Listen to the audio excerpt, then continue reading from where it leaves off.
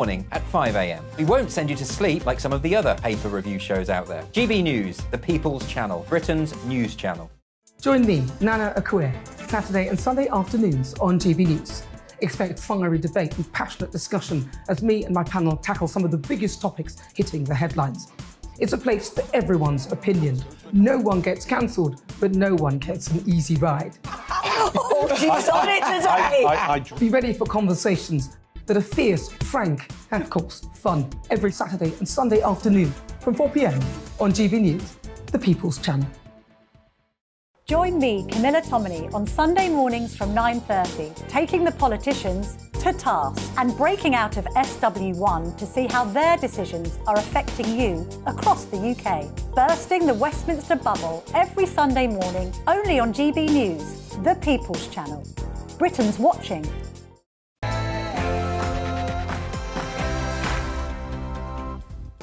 No spin, no bias, no censorship. This is Dan Wootton Tonight with me, Patrick Christys.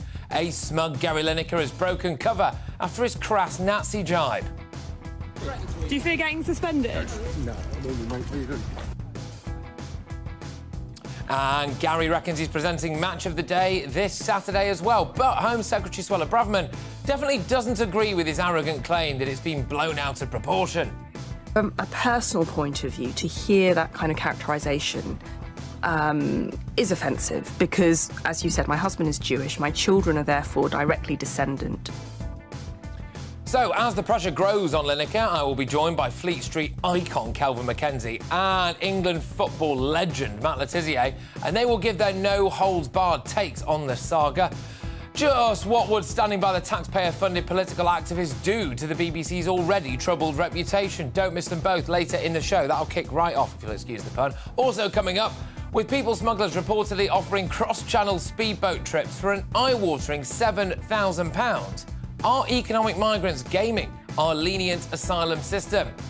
UKIP leader Neil Hamilton and human rights lawyer Shoaib Khan go head-to-head, and that's in the clash very, very soon. Then, ex-Tory minister Anne Widdecombe gives her view, big Widdy style, on President Macron's plans to block Rishi's illegal migration bill. Can we really trust the French? Plus, as bombshell reports claim the palace expects the Sussexes to attend the coronation, Prince Harry's biographer Angela Levin explains why she thinks Harry and Meghan are using their children as political pawns by giving them prince and princess titles. Don't miss Angela's typically scathing analysis on the latest Sussex drama. And as Socialist Labour MP Clive Lewis demands restitution for the Caribbean islands. Already now I can hear the howls of those opposed to reparations and apology, which no British government has ever given. I will explain why demands for slavery reparations are utter nonsense in my digest next. Then I'll get the view of my superstar panel, and tonight I am joined by Dominique Samuels, Sean Bailey and Amy Nickel. Strong wave game again, strong wave game.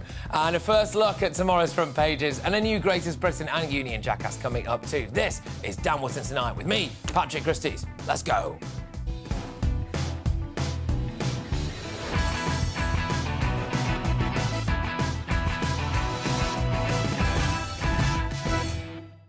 Stay locked in for my digest that's coming your way very, very shortly. But first, it's the news with Rory Smith.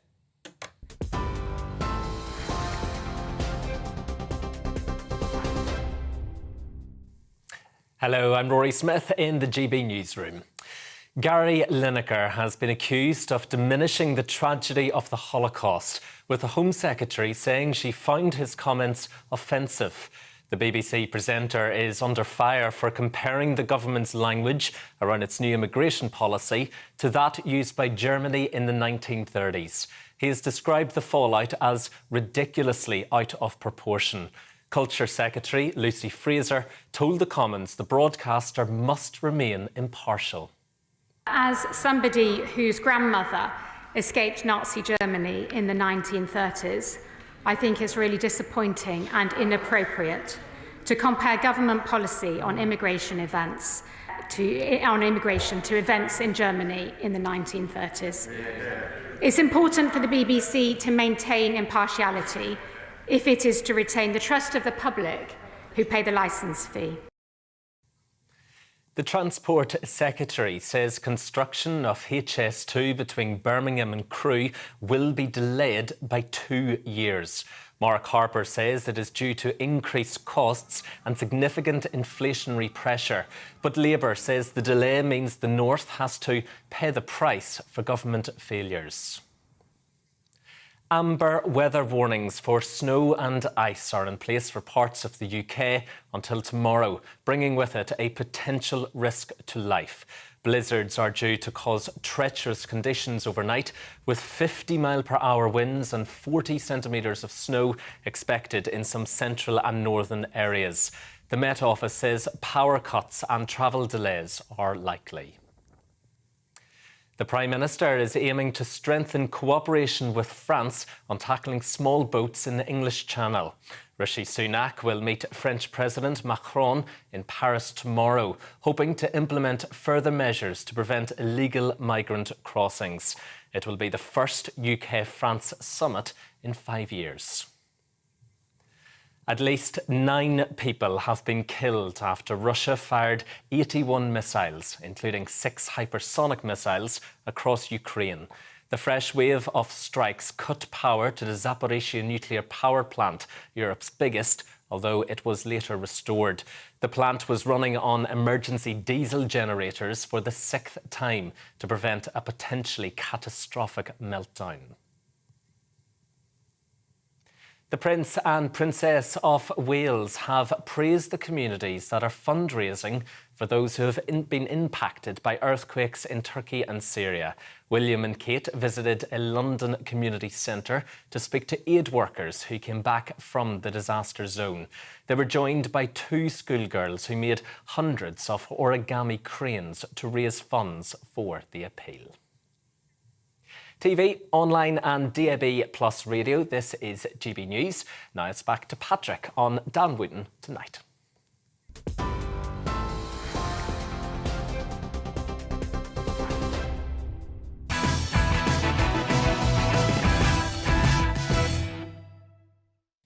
Good evening, everybody. Now, the idea that the British taxpayer should pay reparations for the slave trade is utter nonsense. Labour MP Clive Lewis is calling for us to send money to the Caribbean to say sorry for the slave trade. In fact, he thinks we won't be able to move forward as a nation until we do so. Already now I can hear the howls of those opposed to reparations and apology, which no British government has ever given. Go to the Caribbean and what you will see is the past alive and well today. Well, this is just the latest example of lefty woke word salad from people who want Britain to hate itself.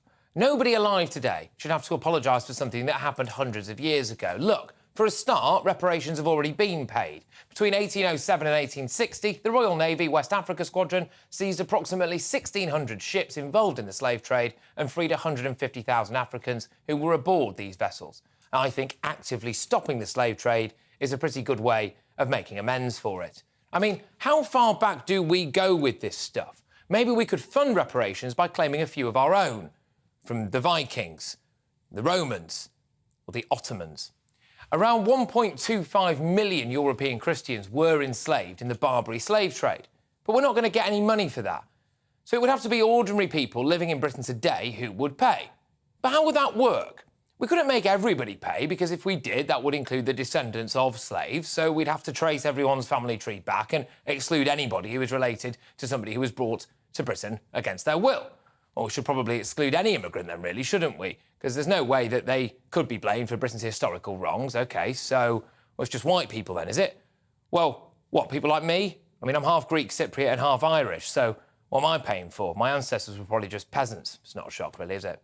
All right, so it'll have to just be white people whose families we can trace back to having lived here hundreds of years ago when the slave trade was going on. But actually, now I think about it, that poses a bit of a problem as well, because most of those people lived and worked in appalling conditions. And don't just take my word for it. Earlier, I had a chat with this chap.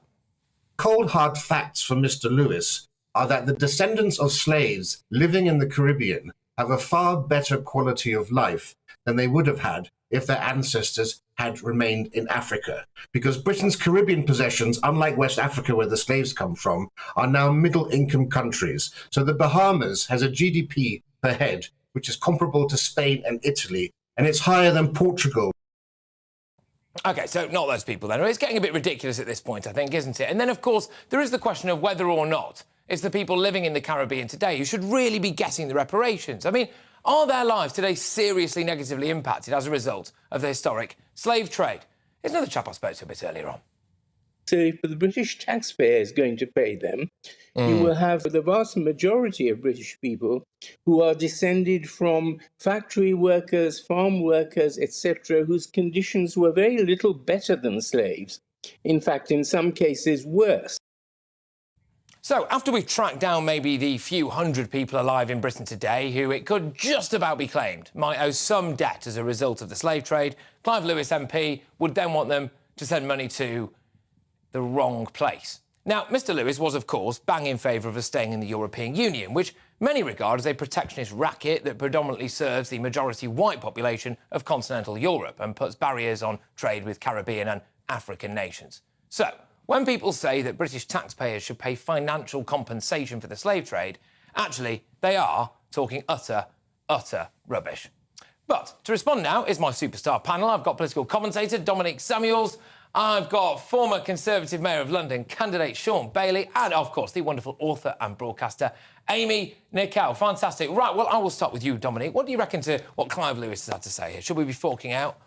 I just think it's really, really embarrassing because, you know, if you look at the context of what's actually going on in this country right now, what's actually impacting everyone, not just white people, but black people and other ethnic minorities included, we're facing a cost of living crisis, we're facing lunatic Sadiq Khan wanting to put cameras everywhere and charge people for driving, amongst many, many other things. And the thing that you want to focus on is this age-old student union debate about bloody reparations. It's really embarrassing because most people, and I say probably most black people, are not crying and screaming about us sending reparations back to the Caribbean in their day-to-day lives. I think it's a question of who do you get to really pay it as well. I'm sure I'll just work my way down the line. I mean, what's your views on all of this? I think there's two things I picked up from what he said. Firstly, reparations amongst Caribbean people, I'm of Jamaican descent, is a conversation. It's popular. If I'm going to get a big cheque, let's get this done. Yeah. Do you know what I mean? But I think he has to go deeper because what happens now, people start saying, OK, if Britain has to pay for slavery, what about everybody else paying for slavery? Does the money go to the government? Does it go to the individual? There's all those questions to ask as well. And the deeper thing, I think, as well, his comments about the Commonwealth, I thought were offensive at least, because he's saying these nations are fools for hanging around, have been abused for years, but they've chosen to stay in the Commonwealth. They could always leave. And it annoys me that he thinks that he and his ilk are such geniuses and everybody else in the Commonwealth is an idiot. But the key thing here really is who and how is this going to be paid? And does it actually help people move on, or does it create a new animosity? Or does it even matter, though? I think that's the point. Like, who cares? No one's thinking about this right now. I think it really does matter because there's a lot of momentum in the Caribbean for this to happen because, I mean, you can't... It's just a fact that British wealth is based partly on the history of slavery. That is why we are the way we are today. Similarly... Do you feel responsible for the slave trade?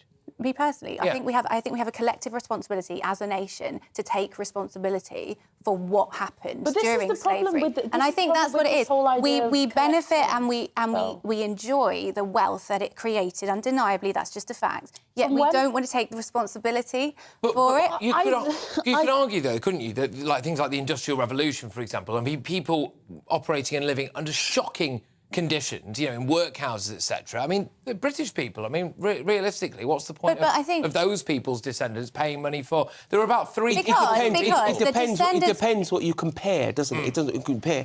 You know, just to say that everybody was poor and it's fine, we shouldn't do it because of that is one thing, but the deeper thing is he made suggestions that we can't move on until that's paid. I'm not sure that's true, and I think he runs the risk of causing another set of animosities. families. And let's be there clear, is animosity. if you want to help, I said another side, I didn't say there wasn't animosity. If you really want to help the Caribbean, actually, it's about trade. It's about respecting those places, the Caribbean and Africa. What they want is trade, not another handout they'll be beholden to. But also, I'm not sure that we can keep saying now that our country, we enjoy all of this wealth because of what we did hundreds of years ago, because looking around, I'm not really seeing But there are individual landowners and individual companies which have directly benefited over the slave trade, such as Unilever. Well, make them pay. Yeah, but things like that. They made efforts to do that. I don't know. I know that some companies have, like Unilever. Lloyd's of London in 2020. They actually started paying reparations, and that reparations really well. But can I just make this is the point I want to make? The fact is that we paid compensation to the slave owners. The slave owners were financially compensated, yet the slaves, the victims of slavery and their families, never were. So that surely So what would you be willing to, just out of interest, what would you be willing to pay? You know, put a number but again, it's not about the individual. It's not about the individual. It's about a collective responsibility. Let me finish the answer. Let me finish. You've interrupted me, Sean. As someone who would potentially benefit from this payment, I'm of Jamaican descent. And me. What would we be getting? You wouldn't get anything because you live in Britain. Well, it's about nation. Hang on, it's about the collective responsibility and the effect on the nation. The Caribbean is the way it is today because of slavery and the impact that it had. Today, right? We just heard there a clip from an individual who was saying, is a historian, who says that actually the Caribbean countries per person are better off financially than a lot of the original African nations where some of these people were coming from. So if Clive Lewis was saying we should be paying reparations to anyone, it should have been the original African nations. And surely this just gives these politicians an excuse not to take responsibility for what's going on in their country. I think the suggestion that it's Clive Lewis, isn't it, the MP? The suggestion he made, it wasn't even financial reparations. It was just, it is kind of, but not personal. No, but hang on a minute. It was invested into their education system, their infrastructure. It wasn't giving people, individuals, a check. Let's be clear. The other thing I want to concentrate on as well was this idea of an apology. Right. Because what's important, these families have apologised, and I go to Amy's point, they directly benefit, let them pay. Unilever, whatever companies, that's fine. If they want to. You can make them pay because you could take that. But the thing I want to talk about is an apology, because there's many people here, such as myself and Dominique, who came from those nations. So what are we apologising for? It gets weird. Well, yeah. What do you say to the poor, white, working-class people of this country who didn't benefit at all? And when you ask for an apology, you start to generate animosity, because there's lots of people who think, I didn't have anything to do with it. That is the purpose. And this is the root of it. It's about revenge, and it's not really about helping people. It's about dragging up old anger. I think it's just about, it's simply about fairness. Well, I don't think it is. You could see it wasn't, because other MPs there started talking about our role in the climate crisis. Well, if that MP knew anything, modern China completely wipes out anything we did year on year over the Industrial Revolution in pure scale. What it is, it's now, what I really dislike, people are using the historical pain of many black people in the world to push forward their own political agenda, and that's what I dislike. If you want to talk about reparations, fine, but not like in this way. Should we get reparations from people who are descended from people who were involved with the Barbary slave trade, for example? 1.25 million European Christians sold into slavery. You know, well, should we be getting reparations? Should I be getting money off that? I think the point is that if the slave owners have been compensated, then and their families still benefit from that, and there is still much of the land in the Caribbean is owned by British former slave owner families. That's what makes this different. Yeah, but then those countries should take... If somebody owns land in Jamaica, the Jamaican government can deal with it. It's same in any nation. And also, it wasn't that slave owners were just given loads of money and it was ha, ha, ha. It was a calculated economic decision, because the economy of Britain at the time would have suffered as a result. So it's not just they were handing out loads of money. It was meant to be a balance. The British government wanted to end slavery, and it cost them, and they still did it. Imagine you can end something for free. That's not as big a gesture of actually having to go through the pain of custom. I get it. You don't want to give those people who benefit from saving money, but right then, that time, the British government took a kick in order to get slavery ended. The Royal Navy, I would not excuse it, I'm the descendant of slaves, but the Royal Navy sailed around freeing slaves. So the idea that because they paid money to these people, it was them, like, having a hurrah, it's not true. But so why at that point were those people not compensated adequately? If I had a bike and you stole it, you'd give it back to me, wouldn't you? Well, it's probably racism. Yeah, it's racism. Well, it was. At the time. So we have an opportunity to make it right now. Okay, so this is an important question that is, I think, worth asking, right? Are you over historical racism? Yes. Do you know how you do that? Help those nations properly, make them part of the world scene, and have business with them. No, what you're saying is pay them reparations so they owe you again. What Jamaica wants, what Africa wants, right, is to be on the world stage like anybody else and be treated with respect, and they want to trade like everybody else. Do you, and to be fair, are you not over historical racism? I don't know your descendants, neither do you. But I mean, if they were racist, do you still feel guilt for that? I think when you look at, like in America, from north to south, where slavery was abolished, that completely correlates with unemployment rates in African Americans now. The effects of slavery are now. So it's. But we're not talking about those countries. You're talking about Britain, that had an entirely different relationship with the world. Entirely. American slavery was later. It lasted longer, later into our history, and the British relationship with slavery is completely different to America's. It was bigger, it was wider, it was more industrialised, but they paid to end it in a way that the Americans didn't. So comparing us to something that is not comparable isn't fair. And that's my point. We're having an argument that isn't real because people want to benefit politically today. All right, final word to you. Go on, I can see you're itching to get involved. No, I'm done. You're out, you're done. All right, fine. I'll tell you what, we're off to an absolute flyer there, ladies and gents, aren't we? OK, all right, look, coming up, England football legend Matt Le Tissier is still to come, and with Suella Braverman accusing Gary Lineker of diminishing the Holocaust. We're asking if the BBC's impartiality guidelines are now dead in the water. But up next, in the clash, with people smugglers reportedly charging £7,000 for a cross-channel speedboat trip, are economic migrants playing Britain's lenient asylum system? UKIP leader Neil Hamilton goes head-to-head with Shoaib Khan, and that is after the break. But let us know what you think as well. Email us, dan@gbnews.uk, or tweet us using the handle @GBNews. There's also a poll up there that you can vote in right now.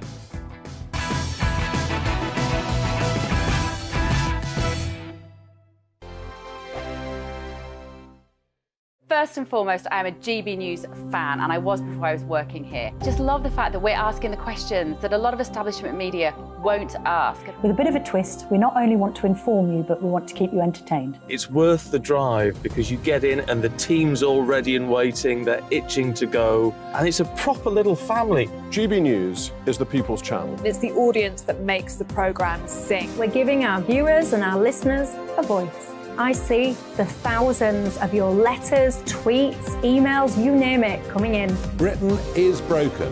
How on earth did we get into this mess? But more importantly, how do we get out of it? The establishment had their chance. Now we're here to represent you. It's time for something different. It's time for GB News. I'm very patriotic. I believe in Britain. Our best days lie ahead. Britain's watching. Britain's watching. Join us here on GB News. The People's Channel. Britain's news channel. I'm Andrew Doyle. Join me at 7 o'clock every Sunday night for Free Speech Nation, the show where I tackle the week's biggest stories in politics and current affairs with the help of my two comedian panellists and a variety of special guests. Free Speech Nation, Sunday nights from 7 on GB News, the People's Channel, Britain's news channel. Here on GB News Live, we'll be keeping you in the picture, finding out what's happening across the country and finding out why it matters to you. We'll have the facts fast with our team of reporters and specialist correspondents. Wherever it's happening, we'll be there from 12 noon on TV, radio and online. GB News, the People's Channel, Britain's news channel. I'm Michael Portillo. Join me on GB News on a Sunday morning for topical discussion, debate, arts and culture, and sometimes even ethical dilemmas. I don't always agree with you, Michael. Michael Portillo, Sundays on GB News, the People's Channel, Britain's news channel. Hello, I'm Michelle Dewberry, and you can join me every weekday 6 till 7 on Jubes and Kerr. You're an inspiration to us all. Clip that bit off. Well, you are. That's my ringtone. My political ambitions those days are gone, I can tell you. She's only teasing. Go on. He's probably going to want to lay down now. I'll give him 2 minutes to have one. Let's respectfully disagree. That's what we like on Jubes and Kerr. Come and join us. GB News, the People's Channel. Michelle Dewberry, weekday evenings at 6 o'clock. I'm Simon Evans. Join me on GB News for Headliners at 11 p.m. What's the scoop? I'll be joined by two of the country's top comedians. That's right. As we take a look at tomorrow's newspapers tonight. We're going to get into trouble. If it's a big story, we'll be covering it. Spill some tea on him. There we go. But we'll also have some fun. I wouldn't stick up a bank. My father didn't love me. So anyway. Headliners every night from 11 on GB News, the People's Channel, Britain's news channel. Join me, Nana Akue, Saturday and Sunday afternoons on GB News. Expect fiery debate and passionate discussion as me and my panel tackle some of the biggest topics hitting the headlines. It's a place for everyone's opinion. No one gets cancelled, but no one gets an easy ride. Oh, she's on it today! Be ready for conversations that are fierce, frank, and of course, fun. Every Saturday and Sunday afternoon from 4 p.m. on GB News, the People's Channel.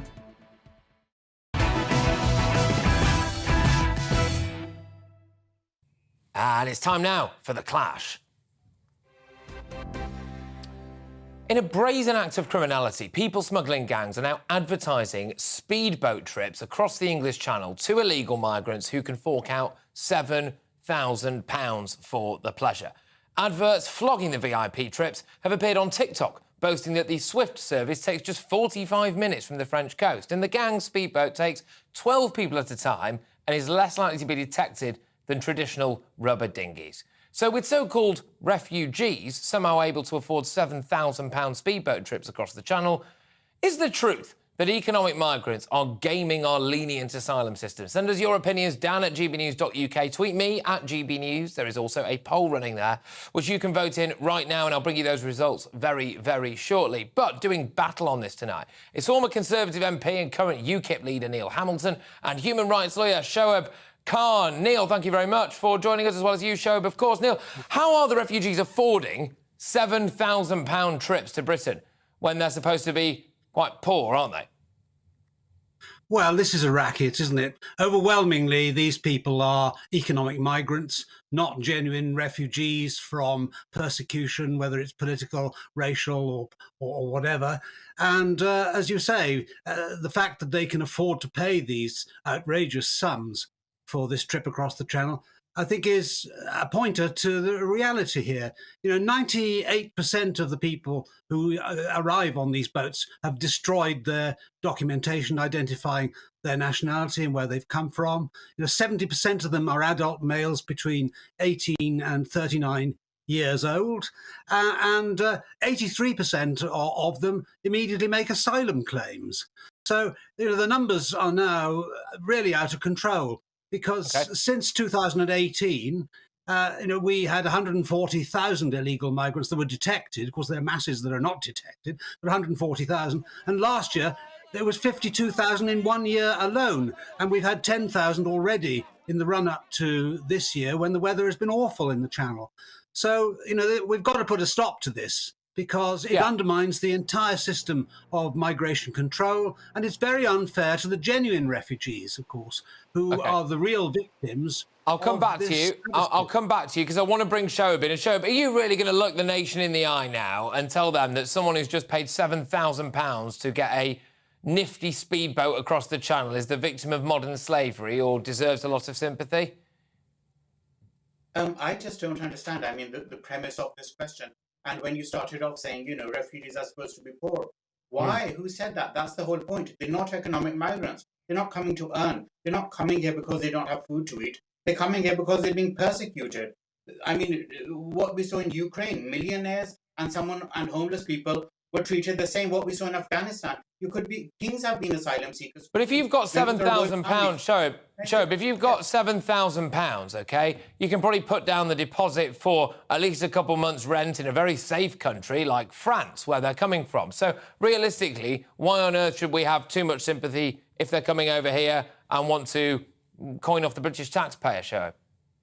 Because that's nothing to do with it. That's the whole point. They have the money. So many of them are professionals. There's journalists, there's academics, there's TV presenters. I mean, all sorts of people are refugees. They're sports people, and that's the whole point. That they're not coming here because they want money and they have no food to eat. They're coming here to save their lives. Now, for a Tory, that might be impossible to understand. You know, you would only spend thousands of pounds if you're going to get thousands of pounds back. For any other person, I don't think that's fair. I'm sorry, I don't think that's fair, because the key point of difference there would surely be that if you've got that amount of money and you are choosing to use that amount of money to come to Britain, that, Neil, I would argue, would definitely make you an economic migrant. Oh, you're talking to me. Yeah. Well, what we have to ask ourselves about these people is why have they not claimed asylum in the first country that they came to inside the European Union? You know, most of these people are entering the European Union either at the Greek border and come through the Balkans, or maybe a few of them come via Italy from North Africa, and they come through several other European countries, which are perfectly safe, including Albania, where, of course, tens of thousands of bogus asylum seekers have tried to get into this country in recent years. Why have they not claimed asylum in those countries rather than making their way all the way to the Channel in order to try and get into Britain? The international law says that you have to claim asylum in the very first safe country to which you come, and that isn't happening here. So this is a racket, pure and simple, and people like Mr. Khan are the accomplices of the people smugglers and the gangs who then, of course, very often keep these people in a kind of modern slavery, forcing them to work in illegal activities when they do get into this country to repay the costs of their journey, because a lot of them are not paying up front. They're actually taking on responsibilities to pay afterwards. Well, I'll let you come back to that, Shoaib. Neil there has basically said that you are in some way an accomplice to the people who are coming across the Channel. Your views on that? I don't think that's really worthy of comment. I mean, I'm a lawyer. I'm a member of a very respectable profession in the UK. I'm not really going to dignify that. You're facilitating them. But what I'm going to say, firstly, what he says about the law is incorrect, and that's the whole point. It's a myth that there's a legal obligation to claim asylum in the first country. It clearly is not. So that's one thing. That's just what the law doesn't say. I get that. I do get that. Can I ask you this? Is why should the British taxpayer, for many of whom, many people watching this now, will not have £7,000 in their savings, OK? That is a lot of money. Why should the British taxpayer pay for people who've just forked out £7,000 to get a speedboat across the Channel to stay free at the taxpayer's expense in this country, in a hotel with bed and board, and then probably in some kind of council house as well, and have their kids educated, etc.? Could you just explain to the British taxpayer why they should do that? Because it just shows the exact opposite of Mr. Hamilton is saying and the others are saying. It exactly shows that they are genuine refugees trying to save their life and not economic migrants. And that's the whole point, that they have the money, they have the resources, but they just need a safe place. And no one's coming here for the hotels we put them up in. No one's coming here for the £40 a week we give them. No one's coming here, for these things. And that's just such a myth. And that's the thing. I mean, another thing about why do they all come here? They don't. A very tiny minority come here. Most Afghans did go to Pakistan. Most people do seek asylum in their closest countries. Most Ukrainians would have gone to neighboring safe countries. It's a small minority that comes to the UK. And just like any country, we need to take our share. Neil, one more from you. Go on. There are 52,000 of these illegal migrants who paddled across the Channel last year. Their lives are not at risk in France, which is the country from which they're coming to the United Kingdom. Why don't they make their asylum claim in France? Well, I tell you why. Because in France, 25% of these asylum claims, because they're bogus, are rejected. But unfortunately, because we no longer have a Home Office which is fit for purpose, 72% of their claims in Britain are granted. So, of course, this is a great pull factor for migrants who don't have a right to claim asylum, but they think that the British system can be gamed, whereas the French system is more difficult. And so we should wise up. There are plenty of lefty lawyers who are making lots of money out of asylum claims, and it's a massive business. This is costing us billions, taxpayers of this country, billions of pounds a year, which could be better spent on the health service and many other good things. It's a racket and it's got to be stopped.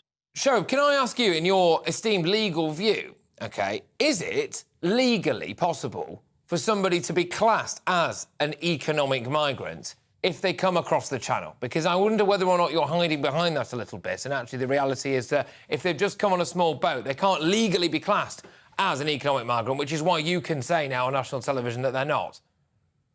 I'm not sure what you mean, but that's another thing. Legal definition. Sorry, well, just show it. Migrant.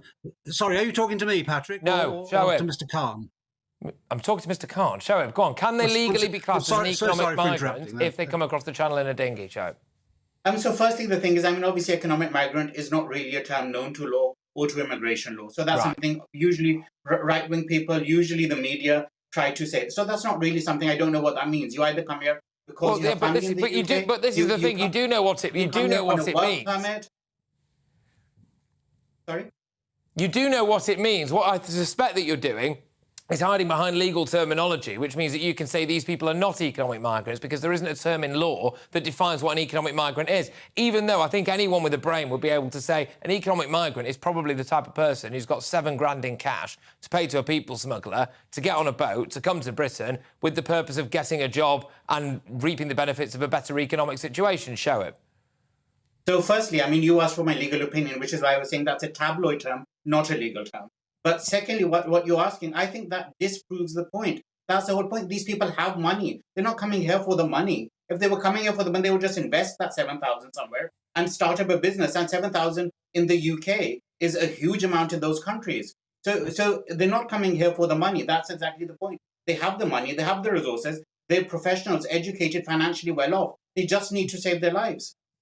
OK, look, both of you, thank you very much. We could continue this discussion all evening, but unfortunately we don't have the facilities. Thank you very much. I was former Conservative MP and current UKIP leader Neil Hamilton and human rights lawyer Shoaib Khan. So, who do you agree with, OK? Are economic migrants gaming our lenient asylum system, given these TikTok clips? By the way, can I just say it's fascinating that here at GB News and other news outlets as well, you can just see these TikTok clips online and you can basically find out where some of the people who are claiming to be the people smugglers live, but it does appear that our police force are not able to do that. I find that odd. Anyway, Kevin on Twitter says, yes, if they are so desperate, where do they get the £7,000 from to pay these smugglers? Cara on email says it's laughable. These poor and desperate people managed to get 7k together to fund criminality. Sean on Twitter says, without a doubt, our asylum system has been too lenient for years, and this is a paradise for economic migrants. Well, now your verdict is in, ladies and gentlemen. We had our Twitter poll, didn't we?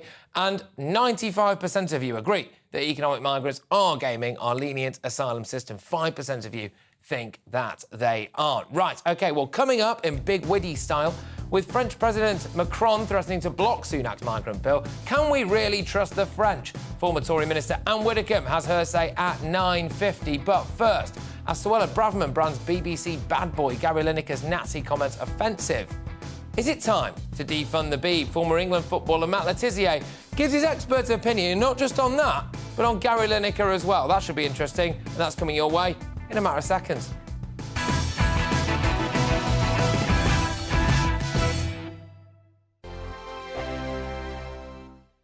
Monday to Thursday nights on GB News. At 6, it's Dubes & Co. 7 o'clock, Farage. At 8, join Jacob Rees-Mogg. And at 9, Dan Wootton Tonight, followed by Headliners. On TV, radio and online. This is GB News. It's all about family, being in people's living rooms, all the interaction and getting to know who our viewers and listeners are. When I was young, my dad used to say, Nana, stop arguing. I wanted an outlet that would enable me to give my opinion. People are going through a really hard time right now, and I know that you don't feel like you're being listened to by the establishment. I came to GB News because it's the People's Channel, and I want the audience to have their say on the events of the day. We're dynamic. We do something different. Democracy shows that the wisdom of the nation is in its people. I get to travel to find out what the story is from a personal perspective. The British people aren't fools. We know when we're not being told the full story. We've got to work out how Britain moves forward from this. It's the best country in the world. The establishment had their chance. Now we're here to represent your views. Britain's watching. Britain's watching. Britain's watching. We're proud to be GB News. The People's Channel. Britain's news channel. Westminster is going around in ever-decreasing circles, followed by the media. Britain is broken. How on earth did we get into this mess? But more importantly, how do we get out of it? Join me at 7 p.m, Mondays to Thursdays on Farage, here on GB News. We will have open, rational debate. We've got to work out how Britain moves forward from this. Join us here on GB News, the People's Channel. Britain is watching. I'm Jacob Rees-Mogg, the Member of Parliament for North East Somerset and a former government minister. For years, I've walked the corridors of power in both Westminster and the City of London. I campaigned in the largest democratic vote in our island story. I know this country has so much to be proud of. We need to have the arguments, the discussions on how we make it better. The wisdom of the nation is in its people. Vox Populi, Vox Dei. That's why I'm joining the People's Channel. Join me Monday to Thursday at 8 p.m. on GB News, Britain's news channel. GB News has its own late-night paper preview show, Headliners, where comedians take you through the next day's top news stories. You don't have to bother reading the newspaper, we've got it covered for you. Headliners, every night at 11 p.m. and repeated every morning at 5 a.m. We won't send you to sleep like some of the other paper review shows out there. GB News, the People's Channel, Britain's news channel. Join me, Camilla Tominey, on Sunday mornings from 9:30, taking the politicians to task and breaking out of SW1 to see how their decisions are affecting you across the UK. Bursting the Westminster bubble every Sunday morning, only on GB News, the People's Channel. Britain's watching. You've probably seen politicians interviewed 1,000 times, but we do it differently. We find out who they really are, we don't shout, we chat, and hopefully we bring a bit of light, not just heat. Did you know Kate Moss? Apparently. Do you have a pair of jeans or a pair of jeans? No, of course I don't. What would I do with them? My friends are like, oh my God, what's she doing now? Join me every Sunday at 6 for Gloria Meets, only on GB News, the People's Channel, Britain's news channel.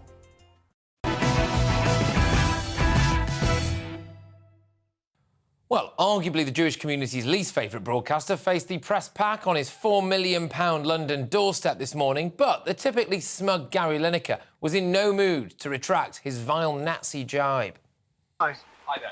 What do you like from the BBC, Gary? I'm always talking to the BBC. What does the Director General say in the interview? Yeah. What's he said? He said, well, we have a chat, we chat often. Well, he may be proud of his comments in recent days in which he compared the Tory party's migrant plans to those of Nazi Germany, but Home Secretary Suella Braverman certainly hasn't seen the funny side. From a personal point of view, to hear that kind of characterisation is offensive. You know, to kind of throw out those kind of flippant analogies diminishes the unspeakable tragedy that millions of people went through, and I don't think anything that is happening in the UK today can come close to what happened in the Holocaust. So I find it a lazy and unhelpful comparison to make. Well, grifting Gary looks likely to somehow cling on to his £1.35 million a year contract. But joining me now is another former footballer who knows just what it's like to be cancelled.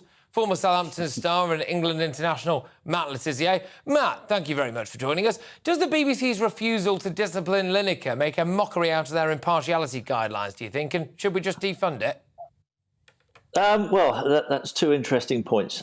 Firstly, I think we'd have to see what Gary Lineker's contract was to see if he is bound by those impartiality guidelines. And if he is, then he's clearly breached them. If he isn't, then fair play. I'm all for freedom of speech, as you know. I'm a very big advocate of that. And if Gary's contract says he's not bound by those rules, then he's entitled to his opinion. And yes, some people might find that offensive. But I think in this country, you know, we have to understand that sometimes having that freedom of speech means you are going to be offended sometimes. And it doesn't mean it's got to be everyone that says something slightly controversial gets cancelled. I don't agree with that. You know, I've been on the receiving end of that, so I'd be a hypocrite to sit here and say, yes, Gary Lineker should be cancelled. I think it all comes down to what is in his contract, basically. But the interesting thing about Gary is that he's also then said, you know, that he's going to continue to speak out for those without a voice. So, you know, perhaps that means he's going to speak out for the vaccine injured in this country who don't get their voices heard. But unfortunately, he won't be allowed to do that, will he? Because Ofcom won't allow any stories that may promote vaccine hesitancy on air, as GB News has found out. I mean, when did Ofcom become a cheerleader for Big Pharma? That's what I'd like to know. It's not their place to suppress true stories. It's their job to make sure that channels are impartial and balanced. And that is a job which they are failing at incredibly badly, because the BBC is probably the least impartial outlet on the planet. They are so left-leaning, it's incredible. And your other part of the question was, should they be defunded? 100% they should be defunded. They should be going to a subscription-based model, and they should then be able to stand on their own 2 feet. And if enough people want to pay to listen to their propaganda, then let them carry on. Do you think End Gary of Lineker rant. will predominantly get away with it? Because as you were alluding to there, he's kind of picked a topic that a lot of people would think is very left-wing, and therefore he's more likely to get away with it. And potentially, as I think you were alluding to as well, the institutional bias at the BBC might mean that they don't quite understand how biased he is, if that makes sense. Yeah, I think when the whole setup is that far to the left, they're not going to see anything wrong in Gary's comments. Now, certainly, you'll see a very different way that Gary has been treated by his employer as to, perhaps the way that I was treated by my employer, and that is, showing an incredible amount of bias, and there's no two ways about it, and that's not how our television should be. How do you feel about the idea that Gary Lineker holds himself up to be an incredibly virtuous, nice, loving human being? And I don't know whether or not that's necessarily true. I know that's not necessarily true, quite frankly, from a lot of people that I've spoken to have had dealings with Gary. I don't have a lot to do with Gary, haven't had a lot to do with him, but I know a lot of people that have had a lot to do with him in quite close circles who will tell you the complete opposite. I think that he's in a position there where he feels very safe, I think, to speak about whatever he can because he feels protected by those around him. And I think that has just been proven again with what's happened today, or this week, sorry. I mean, without necessarily going into too many specifics, would you maybe urge people to be a little bit cautious about thinking that Gary Lineker is a saint? I can tell you Gary Lineker is no saint, not in any way, shape or form. And there's very few of us around that are saints. Absolutely. I'm not, I'm no saint. We've all made mistakes in our lives, but we don't all virtue signal to the extent that Mr. Lineker does. And yes, I would imagine there are quite a few skeletons. I don't even have to imagine. There are quite a few skeletons in Gary's closet down the years that, he's obviously got some friends in very high places who have protected him. There's no two ways about that. Will you be watching Match of the Day at the weekend? Not if I can help it. No, it depends. It depends if Southampton win or not. Well, so you won't then. All right, fair enough. Look, thank you very much, Patrick. That's very kind of you. You're right. We're playing against Man United away from home, so you're probably right. Yeah, well, there you go. And I'm obviously a United fan as well, so there we go. Yes, look, thank you very, very much. And, of course, it's important to say as well, Gary Lineker is not here to defend himself. That was Matt Le Tissier. Thank you very, very much. Right, OK, coming up in the media buzz, with the PM launching a review into sex education in schools, has lefty activism brought inappropriate content into the classroom before kids are ready? My Superstar panel tackle this, plus the first of tomorrow's front pages. That's just after 10, but next, one of the many moments you've all been waiting for. In big witty style, former Tory Minister Anne Widdecombe asks if we can truly trust the French as political allies, or maybe at all, I don't know, after reports emerged that President Macron will block the UK's long-awaited migrants bill. She's right back here after this very, very short break. Don't you dare move.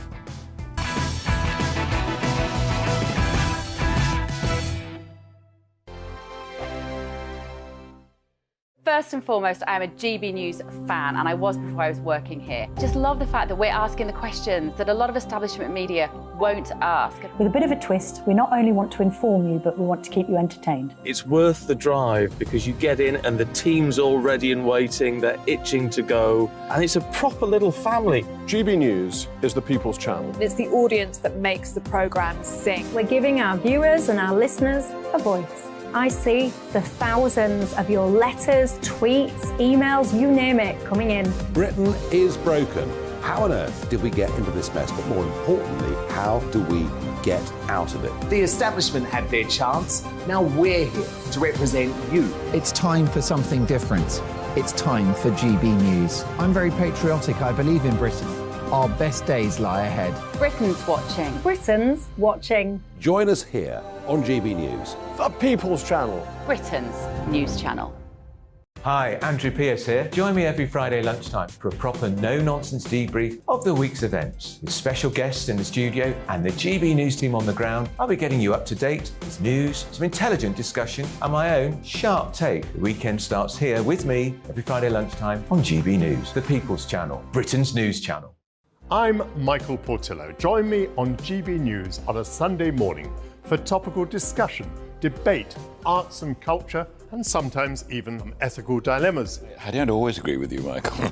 Michael Portillo, Sundays on GB News, the People's Channel, Britain's news channel. I'm Andrew Doyle. Join me at 7 o'clock every Sunday night for Free Speech Nation, the show where I tackle the week's biggest stories in politics and current affairs with the help of my two comedian panellists and a variety of special guests. Free Speech Nation, Sunday nights from 7 on GB News, the People's Channel, Britain's news channel. Here on GB News Live, we'll be keeping you in the picture, finding out what's happening across the country and finding out why it matters to you. We'll have the facts fast with our team of reporters and specialist correspondents. Wherever it's happening, we'll be there from 12 noon on TV, radio and online. GB News, the People's Channel, Britain's news channel. Join me, Patrick Christie's, Monday to Friday, 3 till 6. We tackle the day's news agenda like you've never seen before. It's high tempo, high octane, the most controversial topics and the best guests. You will not be able to take your eyes and ears off it. I'm not afraid to ask the questions that you really want answered. 3 till 6 p.m, Monday to Friday on GB News, the People's Channel, Britain's news channel. Join me, Lawrence Fox, on GB News. Frank, fun, fearless and sometimes serious. Much as I love a Friday night punch-up, what I really want is a battle of ideas. I want to look at things differently. I want to hear different voices and engage with your unique experiences. Every Friday at 7 p.m. on GB News.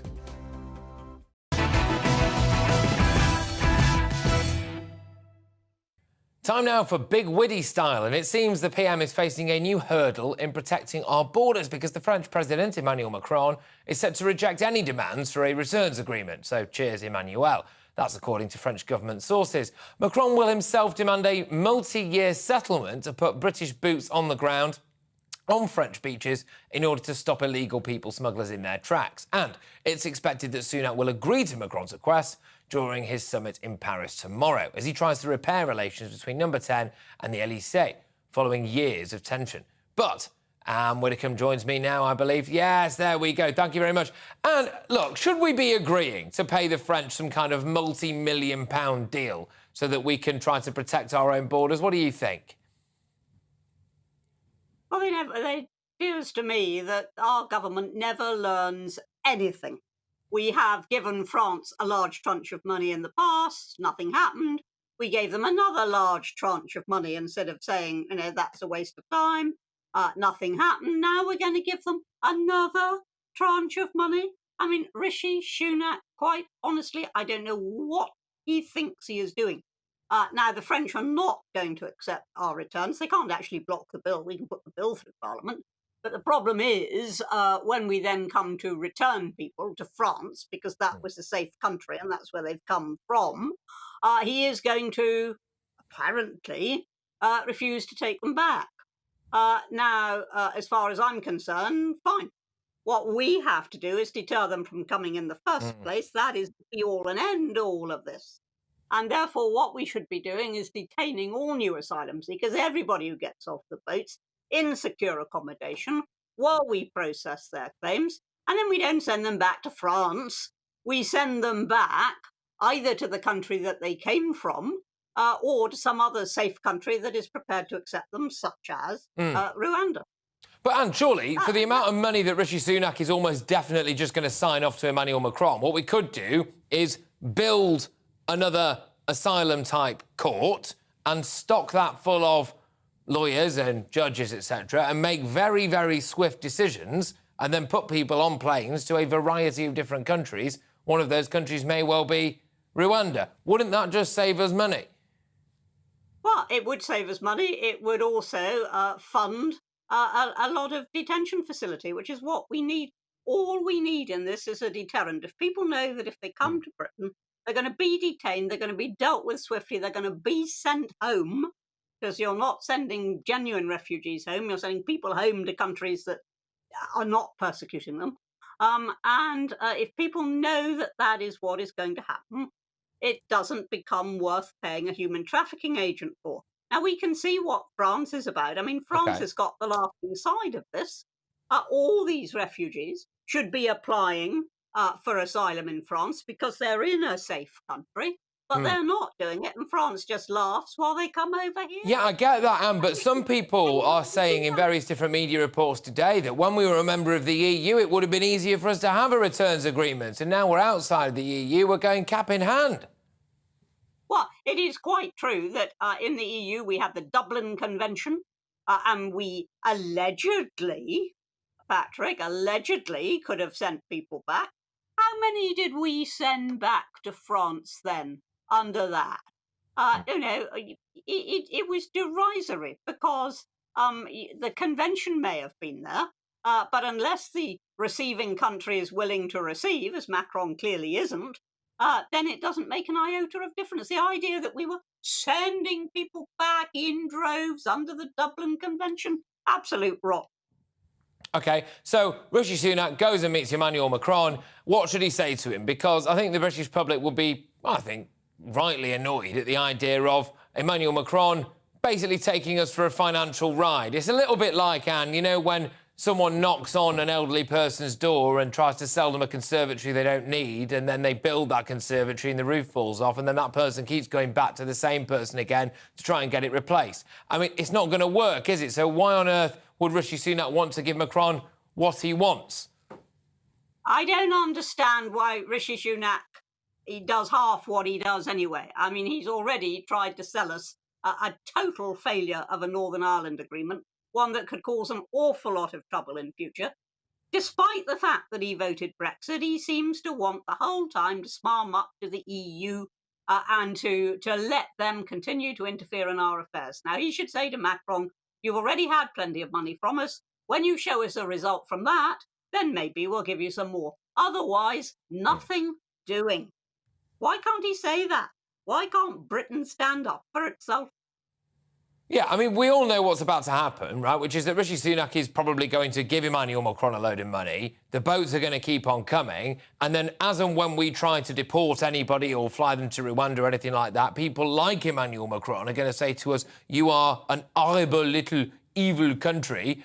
And actually, at what point do we just have to say, we don't care what you think anymore, Emmanuel? Well, that point passed long ago. But we don't appear to have any prime ministers who are willing to stand up to Macron, to stand up to von der Leyen, to stand up to the EU. We don't appear to have anybody with any fibre representing this country. OK, all right. Well, look, Anne, thank you very, very much, as ever. That was the wonderful Anne Widdecombe, former Conservative Minister, with big, witty style. Right, look, I've got loads coming your way, ladies and gentlemen, including royal biographer Angela Levin, who will be live with me in the studio. Now, bear in mind, the last time that Angela Levin was in with us, there was a little bit of a scrap involving her and Nina Mishkov, and they escalated and spilled out into the green room. Just put it this way, Angela's back, and Nina's not been seen since. But she's going to tell us whether or not she thinks that Harry and Meghan's decision to bestow royal titles on their children is the height of hypocrisy. Also, after inappropriate sex education lessons in British schools forced the government into a review, has the left's push for progression polluted our classrooms with filth and smut? Stay tuned.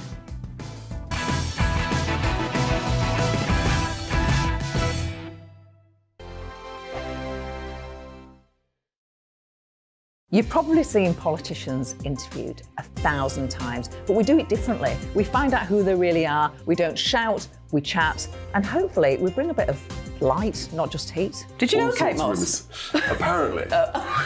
Do you have a pair of jeans or a pair of jeans? No, of course I don't. What would I do with them? My friends are like, oh my God, what's she doing now? Join me every Sunday at 6 for Gloria Meets, only on GB News, the People's Channel, Britain's news channel. I'm Jacob Rees-Mogg, the Member of Parliament for North East Somerset and a former government minister. For years, I've walked the corridors of power in both Westminster and the City of London. I campaigned in the largest democratic vote in our island story. I know this country has so much to be proud of. We need to have the arguments, the discussions on how we make it better. The wisdom of the nation is in its people. Vox Populi, Vox Dei.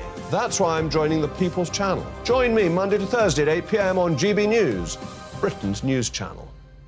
Here on GB News Live, we'll be keeping you in the picture, finding out what's happening across the country and finding out why it matters to you. We'll have the facts fast with our team of reporters and specialist correspondents. Wherever it's happening, we'll be there from 12 noon on TV, radio and online. GB News, the People's Channel, Britain's news channel.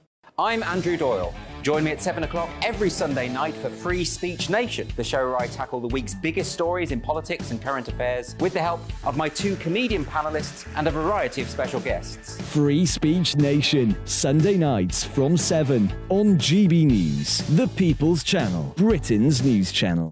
I'm Michael Portillo. Join me on GB News on a Sunday morning for topical discussion, debate, arts and culture, and sometimes even ethical dilemmas. I don't always agree with you, Michael. Michael Portillo, Sundays on GB News, the People's Channel, Britain's news channel.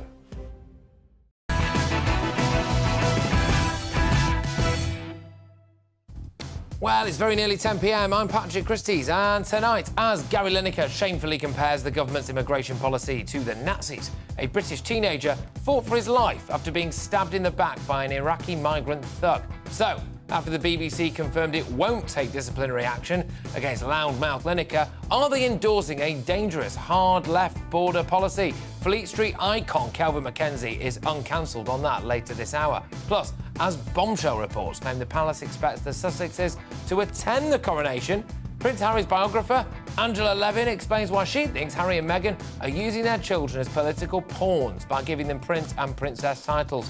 Don't miss Angela's typically scathing analysis on the latest Sussex drama. And it's usually the virtue-signalling event of the year. But as the Oscars decline President Zelensky's request to speak, are they, for once, keeping politics separate from the lovies? Or is it a slight on the Ukrainian people? That's the big debate with my superstar panel. And tonight, I am joined by Dominique Samuels, Sean Bailey and Amy Nicol. The waves were better in the first hour, but there we go.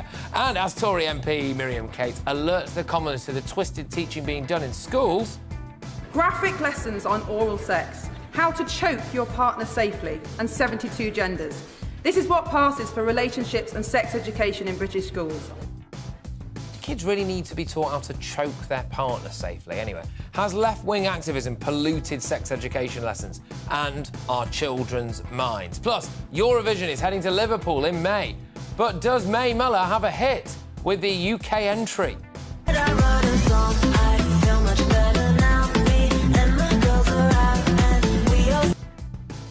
No.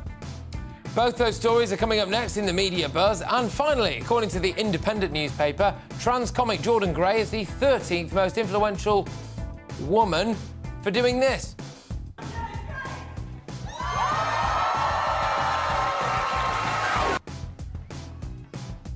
I'm just saying, if I did that in a park, I'd be arrested, wouldn't I? And rightly so. But will they be honoured again in tonight's Greatest Britain or Union Jackass? You will also have to get the front pages first, right as they drop, and that will be coming your way after the news headlines. Now, with Rory Smith.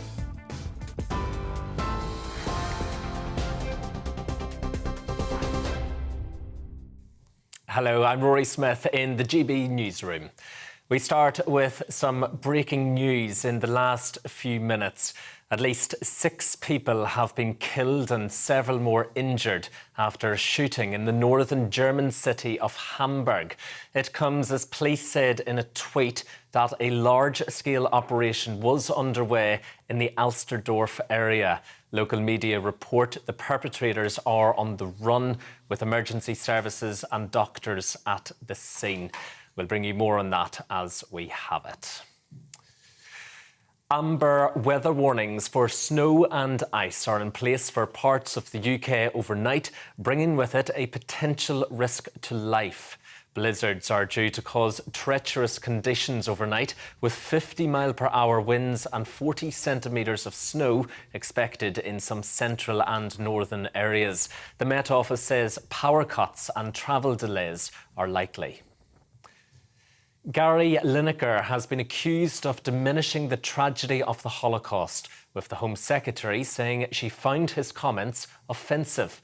The BBC presenter is under fire for comparing the government's language around its new immigration policy to that used by Germany in the 1930s. He has described the fallout as ridiculously out of proportion.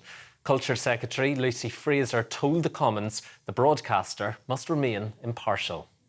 As somebody whose grandmother escaped Nazi Germany in the 1930s, I think it's really disappointing and inappropriate to compare government policy on immigration to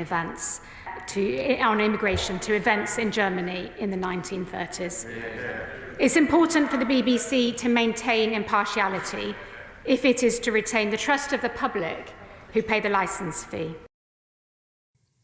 The Transport Secretary says construction of HS2 between Birmingham and Crewe will be delayed by 2 years. Mark Harper says it is due to increased costs and significant inflationary pressure. But Shadow Transport Secretary Louise Haigh says the delay means the North has to pay the price for government failures.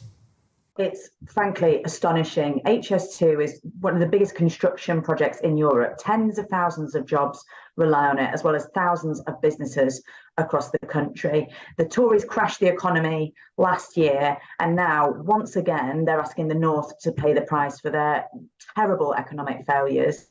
And frankly, the idea that this will save costs is completely disingenuous.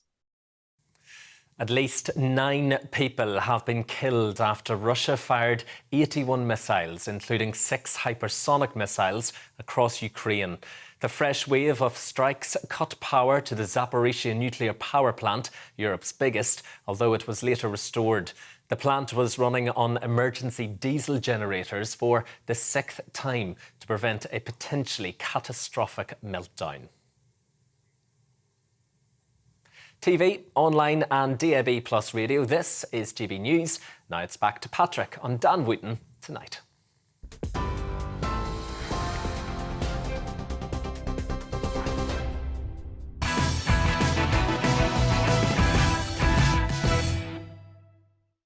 Tomorrow's news tonight now in our Media Buzz. Let's kick off with the very first look at the front pages hot off the press, and we're going to the Metro because they lead with "Our luck will run out." Only luck has so far stopped a disaster at Europe's biggest nuclear power plant in war-torn Ukraine. That's according to a Ukrainian energy chief. Suspected Russian missiles smashed it out of action for a 6th time, and fears are growing that any future strikes could spark a meltdown. So that's the Metro. We're going over to the Eye now, and they lead with news that large parts of HS2 are set to be delayed by more than 2 years as the government bids to save money on the spiralling project. You could literally, by the way, just walk to Crewe in that time. But anyway, senior Tories have called the delays a great disappointment. Yeah, meanwhile, the taxpayers crying. Anyway, the Star leads with the headline, "Prince Charmless," as after spending 3 years moaning about his life as a royal, Prince Harry now chooses to use royal titles for his children. Yes, good stuff there from the Star. Anyway, my superstar panel are back with me. I've got political commentator Dominique Samuels. I've got former Conservative Mayor of London candidate Sean Bailey, and I've also got author and broadcaster Amy Nickel. Right, OK, so breaking tonight, ladies and gentlemen, the head of the schools regulator Ofsted, Amanda Spielman, has warned that children are being taught sex education lessons that have no basis in any reputable scientific biological explanation, which will probably be a problem if it is actually being taught to kids, which it is.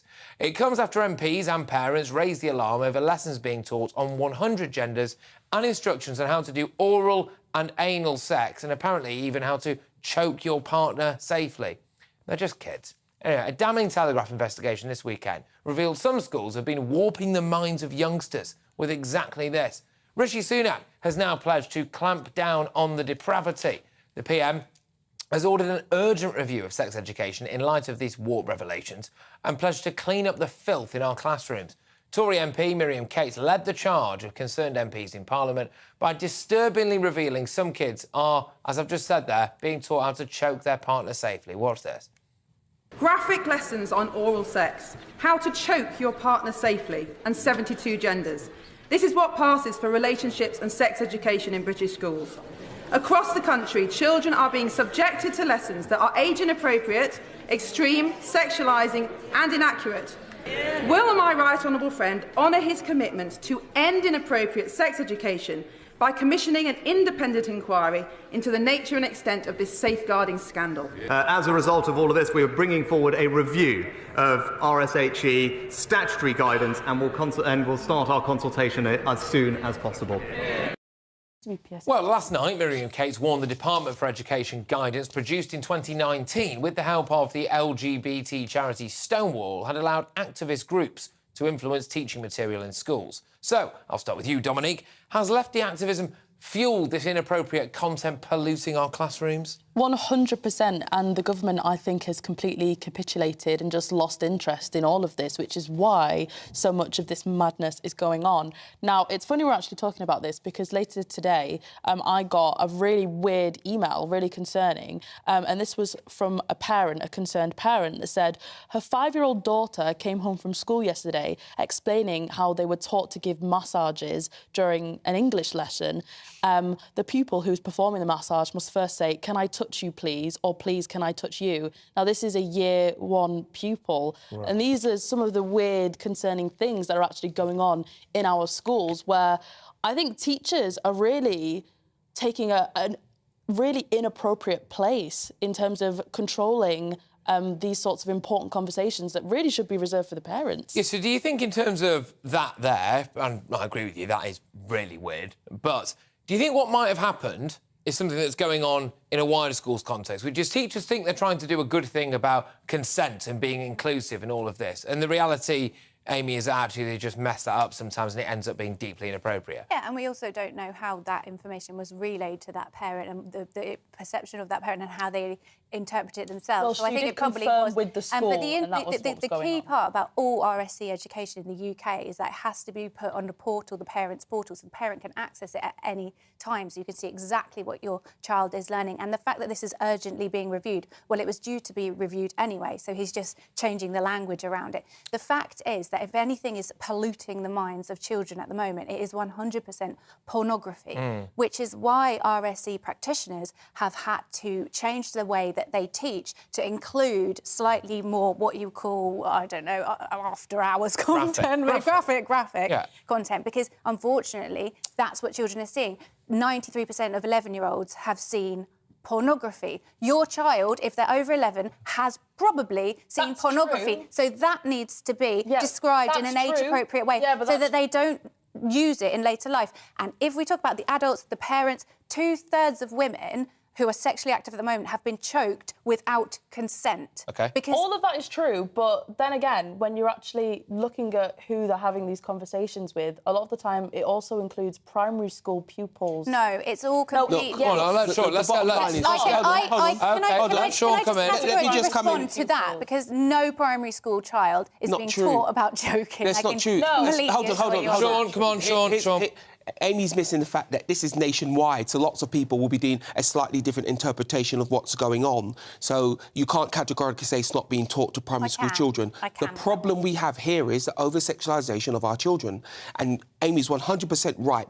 Pornography is the devil here, but the response of the education department has been muddled. It has been influenced by groups with absolutely no balance at all. And it's led to the fact that we are now confusing our children and teachers. And in the defence of teachers, teachers are afraid to speak out. Because if they look at something, well, this is inappropriate, but it came from the Department of Education, they get removed from their jobs, they get vilified. So if you want to talk about things being detached from reality, what Miriam Cates said today was detached from reality. What was? OK, so the 73 gender thing was based on an anecdote in a tabloid newspaper. The choking thing was based on a sex-positive blogger, which was never in the lesson. But parents the things that were accurate was, yes, 14 to 19-year-olds, they are taught about oral sex. They are taught about other forms of sex, because that's what they're having. Well, listen, it talks about 12-year-olds being asked how they feel about oral and anal sex. And this thing about genders, OK, you can't just say that's not true, because it was even a breaking story this week about an Isle of Man school having to suspend sex education. The school said it was untrue. It was a parent's interpretation of what their child had said. Okay, the bottom line is... No, it didn't happen. Listen, the school is saying it didn't happen anyway. The bottom line is Why this. suspend it then? The bottom line is this. The advice is poor and mixed and muddled. And we are over-sexualising our children. If we really want to make our children safe, the first response will be to do something about the level of porn they're exposed to. OK, that would be so we can agree that basically kids shouldn't be watching porn, right? So that's a point of agreement. Can I say something about RSE education? Very quickly. Since it has come in, there's been an 80% decrease in teenage pregnancy and a massive decrease... No, that's simply not true. That's nonsense. They started working on... What can I do with that? Yeah, I'll tell you what you could do that. We started working on teenage pregnancy over 20 years ago. It wasn't just now. Yeah, and RSE came in probably about 20 years ago. No, it did not. Not in the form it is now. You can't say that RSE and teaching 12-year-olds about oral and anal sex is...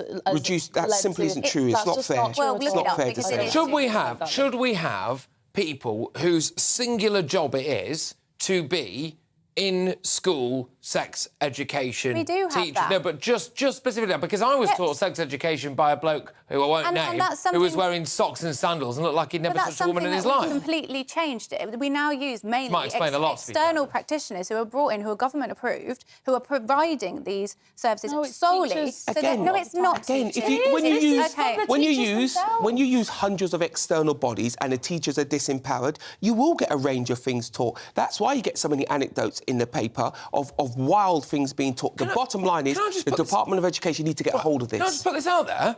Why isn't this a job of parents?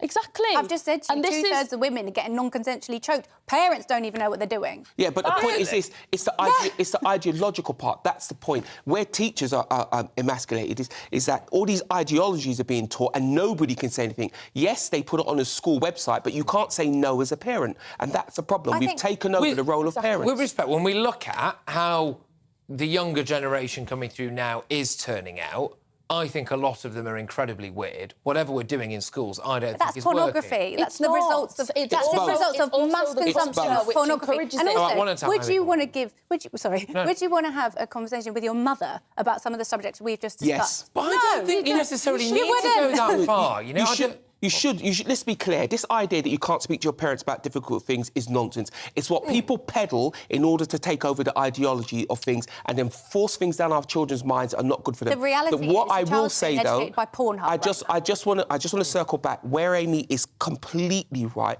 The level of access that our young people have to porn is appalling, and that's what we should be focusing on. Dominic, is it so? It's just one final word to you. Is it so difficult to have a very basic level of sex education in school, so just the basic stuff, and then parents at home say things to their kid like, don't choke a woman, without... At all. Well, at all, really. Yeah, I mean, exactly. Like, it shouldn't be that difficult, should it? Yeah, I remember a form of sex education that I had, and I don't remember being particularly traumatised by it, but I also don't remember being taught that there are 72 genders as fact. Which isn't happening.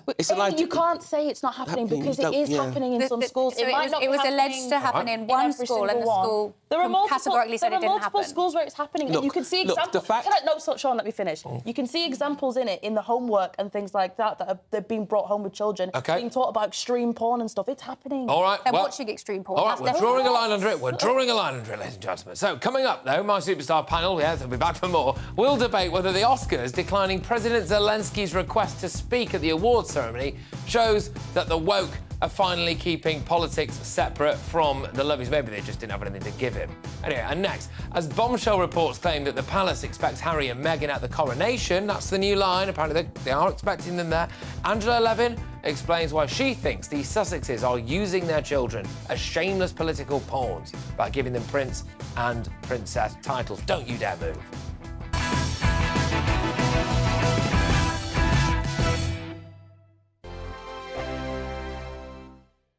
First and foremost, I am a GB News fan, and I was before I was working here. Just love the fact that we're asking the questions that a lot of establishment media won't ask. With a bit of a twist, we not only want to inform you, but we want to keep you entertained. It's worth the drive because you get in and the team's all ready and waiting, they're itching to go, and it's a proper little family. GB News is the people's channel. It's the audience that makes the programme sing. We're giving our viewers and our listeners a voice. I see the thousands of your letters, tweets, emails, you name it, coming in. Britain is broken. How on earth did we get into this mess? But more importantly, how do we get out of it? The establishment had their chance. Now we're here to represent you. It's time for something different.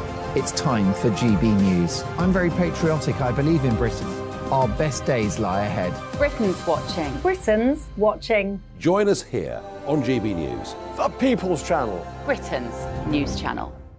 I'm Andrew Doyle. Join me at 7 o'clock every Sunday night for Free Speech Nation, the show where I tackle the week's biggest stories in politics and current affairs with the help of my two comedian panellists and a variety of special guests. Free Speech Nation, Sunday nights from 7 on GB News, the People's Channel, Britain's news channel. Here on GB News Live, we'll be keeping you in the picture, finding out what's happening across the country and finding out why it matters to you. We'll have the facts fast with our team of reporters and specialist correspondents. Wherever it's happening, we'll be there from 12 noon on TV, radio and online. GB News, the People's Channel, Britain's news channel.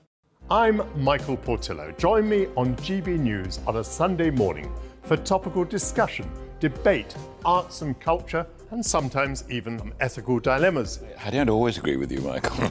Michael Portillo, Sundays on GB News, the People's Channel, Britain's news channel. Hello, I'm Michelle Dewberry, and you can join me every weekday 6 till 7 on Jubes and Kerr. You're an inspiration to us all. Clip that bit up. Well, you are. That's my ringtone. My political ambitions those days are gone, I can tell you. She's only teasing. Go on. He's probably going to want to lay down now. I'll give him 2 minutes to have one. Let's respectfully disagree. That's what we like on Jubes and Kerr. Come and join us. GB News, the People's Channel. Michelle Dewberry, weekday evenings at 6 o'clock. I'm Simon Evans. Join me on GB News for Headliners at 11 p.m. What's the scoop? I'll be joined by two of the country's top comedians. That's right. As we take a look at tomorrow's newspapers tonight. We're going to get into trouble. If it's a big story, we'll be covering it. Spill some tea on him. There we go. But we'll also have some fun. I wouldn't stick up a bank.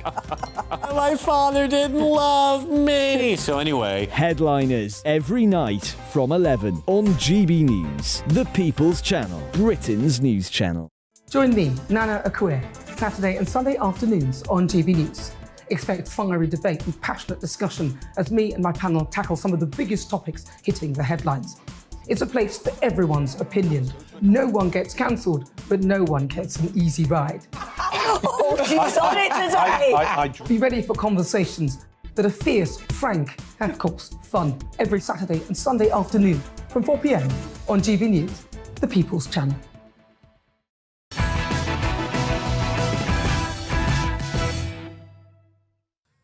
Breaking tonight, the Daily Mail has revealed that Buckingham Palace are making preparations for the Duke and Duchess of Sussex to attend King Charles's coronation. And despite Harry and Meghan's new roles as the royal family's biggest critics, they have no desire to leave the institution they find so offensive. The palace's official website has been updated and the Sussexes' children have new titles. Prince Archie and Princess Lilibet, and a spokesperson for Harry and Meghan, said the decision to use the titles had been settled for some time in alignment with Buckingham Palace, and that was their birthright. Well, joining me now is royal expert and Harry's biographer, Angela Levin. Angela, thank you very much. So this is the new line tonight, then, that the palace are making preparations for Harry and Meghan to attend. Yes, I don't think we should get too excited or too angry, however. I think it's just, if you've got a huge event, and you've got, thousands of people coming, you can't wait from two people to actually stop what you're doing. So they've got to find a seat for them. They've got to find, which tiara Meghan will wear, and all those sorts of things. You can't actually just keep waiting. But I suspect that Meghan and Harry will keep them waiting to make sure that it's really quite difficult for them. And they will make demands. They will try and get on the balcony. They will try and sit right by the front in any row that's going. I just think they will make nuisances of themselves because I now think they've won. I think they've won this next battle. But my hope is that they don't win the war. What have they won? Well, because it's said that King Charles didn't know that they were going to make the announcement yesterday that they were going to give the children the prince and the princess names. And I think that that's right, because it came out of a glossy magazine that just talks about actresses and actors. Usually the announcement is made by the palace, and also we haven't heard any congratulations or anyone comment and say how pleased they are that this has happened. I think they've been in quite a shock, and that Harry and Meghan must be very, very pleased about that. But the question I would like to know is, what sort of mother who nearly committed suicide when she was within the royal family because she was she hated it so much while she was pregnant, then give her child an attachment to the royal family that will be a very heavy burden while they're young. I mean, they can decide if they want to have the titles. They've got the titles. The minute the Queen died, they were entitled to those titles. But they could decide when they were 18, 21, if they wanted to have anything to do with the British royal family, which goodness knows how much they would know about. Pretty much zero, I think. But for a mother to do that, who hated it, and for her husband to do that... To the point of her supposedly being on the brink of suicide. Yes. That is a leap, isn't it, to then say, well, this is an institution that I would like my young children to be shackled to. Yes, and You could Harry argue as well. it's cruel, Harry said, I want a family, not an institution. Right, he hated it as well. And we see in him now the result of him leaving and becoming a sort of non-entity, really, and being ill and depressed and anxiety, full of anxiety. And why would he want to attach his family back to his children, his beloved children, who he says he adores, in touch with the royal family? It's only just to make them something that helped them tantalise the royal family, I think. And the royal family will be making preparations as it currently stands anyway. These are the latest lines. This was the news that dropped tonight, whilst we were on air, actually, which is that the royal family are supposedly making preparations for Harry and Meghan to attend the coronation. Now, I think, as you've said there, some of that will be, well, they're not going to be kept waiting. It's a big day to plan, to say the least, and so they might as well crack on with it. You did say that you think Harry and Meghan are going to make demands. What kind of demands are they going to be, and what should the royal family say to them? Well, I think Meghan will choose a tiara that she'd really had her eyes on. From a collection? From a collection, yes. I mean, all the senior royals, women, will have a tiara. It's absolutely a huge day, and they're allowed to wear a tiara. So Meghan could make a lot of fuss about that, as she did before the wedding. That was a big argument there. The second thing is that they could try and make sure that they would go on the balcony and say, you know, we're not coming unless we go on the balcony. Well, tough.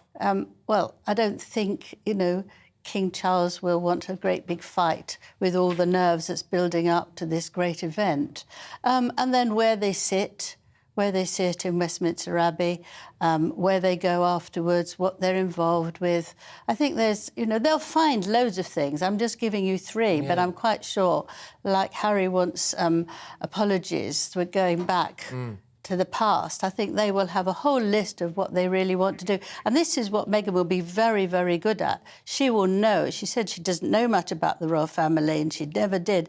But I think she'll have got all her books sorted out, that what she knows and what she wants and where they stay, of course. It might be Frogmore, but it might not be. Well, the rumblings are that it might be at Buckingham Palace, which I think would be interesting. Maybe that's Charles's way of wanting to keep them close. Well, they might be in Buckingham Palace, but a lot of it is a wreck because it's all being redone. It's going to take years and it's going to cost millions. So it might not be very comfortable for them, and certainly not for small children. They can't run around there. Well, what do you think the chances are going to be of the ultimate metaphorical two fingers given by Harry and Meghan here, which is saying that they're going to come and then on the day itself not showing up?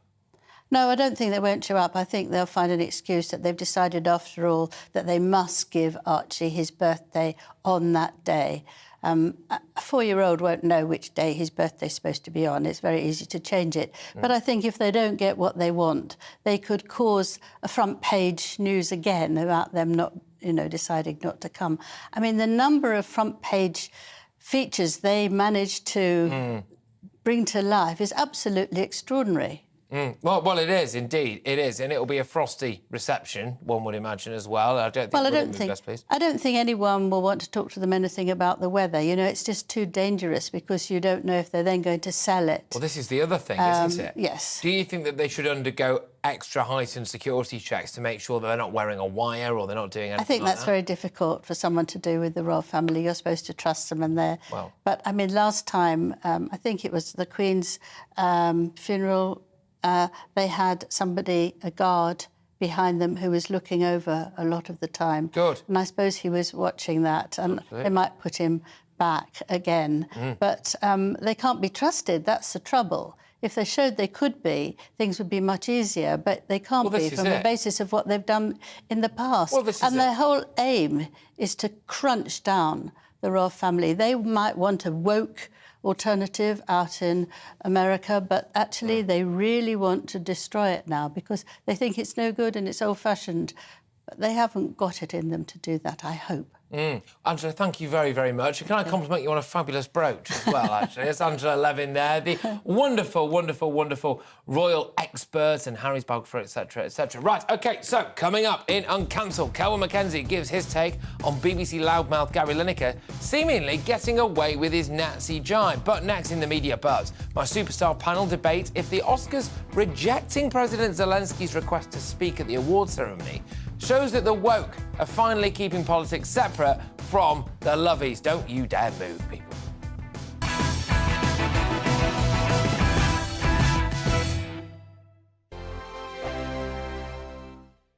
I joined GB News because I was sick and tired of not hearing my views being represented, not just mine, but so many people that I knew and spoke to. I just couldn't get my voice out there. I couldn't say anything. I couldn't do anything. Whatever the narrative was, I kind of had to follow it. GB News is there to provide a voice for those who have been ignored by the establishment media. We think different things, we've got a different style. GB News is here to be optimistic and positive about the future. It's real kind of dynamic and flowing, with the audience very much at the heart of it, like a big family. Here at GB News, we talk about the things that matter to you. Hearing the voices from right across our towns and cities, especially our towns. All sides of the argument represented with a heavy dose of opinion. We're on a mission here to make a difference. And the GB News family really is here for you, and whatever time of day you can watch or listen. Britain's watching. Britain's watching. We're proud to be GB News. The People's Channel. Britain's news channel. Westminster is going around in ever-decreasing circles, followed by the media. Britain is broken. How on earth did we get into this mess? But more importantly, how do we get out of it? Join me at 7 p.m, Mondays to Thursdays on Farage, here on GB News. We will have open, rational debate. We've got to work out how Britain moves forward from this. Join us here on GB News, the People's Channel. Britain is watching. You've probably seen politicians interviewed 1,000 times, but we do it differently. We find out who they really are, we don't shout, we chat, and hopefully we bring a bit of light, not just heat. Did you know Kate Moss? Apparently. Do you have a pair of jeans or a pair of jeans? No, of course I don't. What would I do with them? My friends are like, oh my God, what's she doing now? Join me every Sunday at 6 for Gloria Meets, only on GB News, the People's Channel, Britain's news channel. I'm Jacob Rees-Mogg, the Member of Parliament for North East Somerset and a former government minister. For years, I've walked the corridors of power in both Westminster and the City of London. I campaigned in the largest democratic vote in our island story. I know this country has so much to be proud of. We need to have the arguments, the discussions on how we make it better. The wisdom of the nation is in its people. Vox Populi, Vox Dei. That's why I'm joining the People's Channel. Join me Monday to Thursday at 8 p.m. on GB News, Britain's news channel. I'm Mark White. As GB News Home and Security Editor, I cover those key issues that are so important to you. Our authorities, our communities doing all they can to combat violent crime. With the public services under unbearable strain, why are we still failing to control our borders? Defence, the first priority of any government, has been continually hollowed out. Can we trust our politicians to protect the armed forces? Join me, Mark White, on GB News.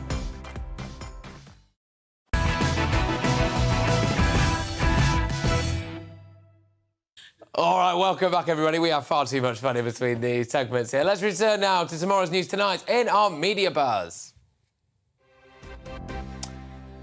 Some more front pages have just been delivered, and we're going to go to the Daily Express now. They ask if the BBC will force Gary Lineker to apologise for his tasteless Nazi comparison after Home Secretary Suella Braverman blasts the broadcaster's comments as offensive. The Daily Mirror leads with the latest HS2 delays as the government bids to save money on the costly projects. The front page reads, huge shambles too. Billions spent, key link already axed, now Tories announce 2-year delay. The Guardian, they reveal that ambulance delays last year led to 500 people's deaths after it took up to 15 hours to reach them. That's the same newspaper that was, of course, completely behind the strikes, which, of course, led to no deaths or anything going wrong whatsoever. Anyway, more on the Media Buzz now with tonight's superstar panel. Political commentator Dominic Samuels, former Conservative Mayor of London candidate Sean Bailey, who's definitely had his Weetabix this evening, and author and broadcaster Amy Nicole. There we go. Right, so back now to the Oscars, who've hit the headlines with more than just their new diversity rules. It was reported today, and this is an interesting one, they've declined a request to speak at this year's ceremony from none other than Ukraine's President Volodymyr Zelensky. Well, despite having recently given high-profile speeches at a wide variety of award ceremonies, including the Grammys and the Golden Globes, organisers of this year's Oscars have turned down Zelensky, himself a former actor, for the second time in a row, after a similar request last year was also reportedly denied. Well, there we go. This is interesting. So, Dominique, what do you make of this?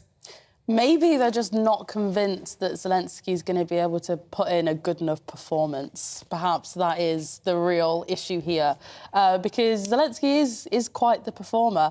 And, you know, if the issue is that they don't want politics at the Oscars, I think that would be a good thing. And look, I understand before people call me unreasonable. I get that if you're in a war, that you probably want to get as much support as possible. But, you know, how do you have time to be on all of these, you know, in all of these different places, at all of these different award shows, in the middle of a devastating war? I just think it's odd.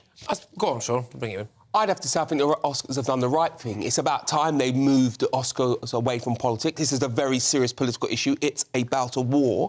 But just to pick up on Dominic's point, he actually should be trooping around the world. The only reason the Ukraine's been able to survive this Russian attack is because they've raised so much money to buy the weapons to fight back. So actually, by doing this, he's supporting his country the best he can.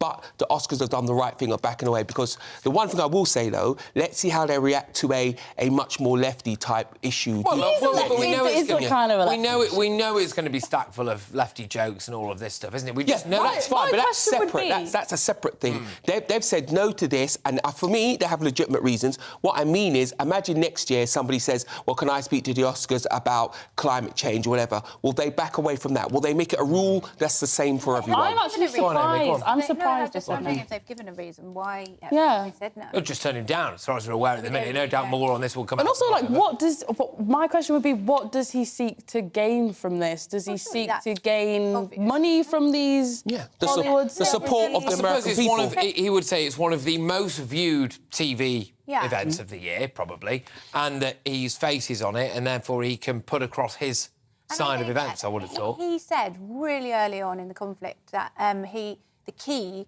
to keeping the situation in Ukraine, the war in Ukraine, going. Keeping the attention on it was to stay in the headlines. Yeah, so keep it going and to keep the propaganda going. No, the support of the American people for him is a matter of life and death.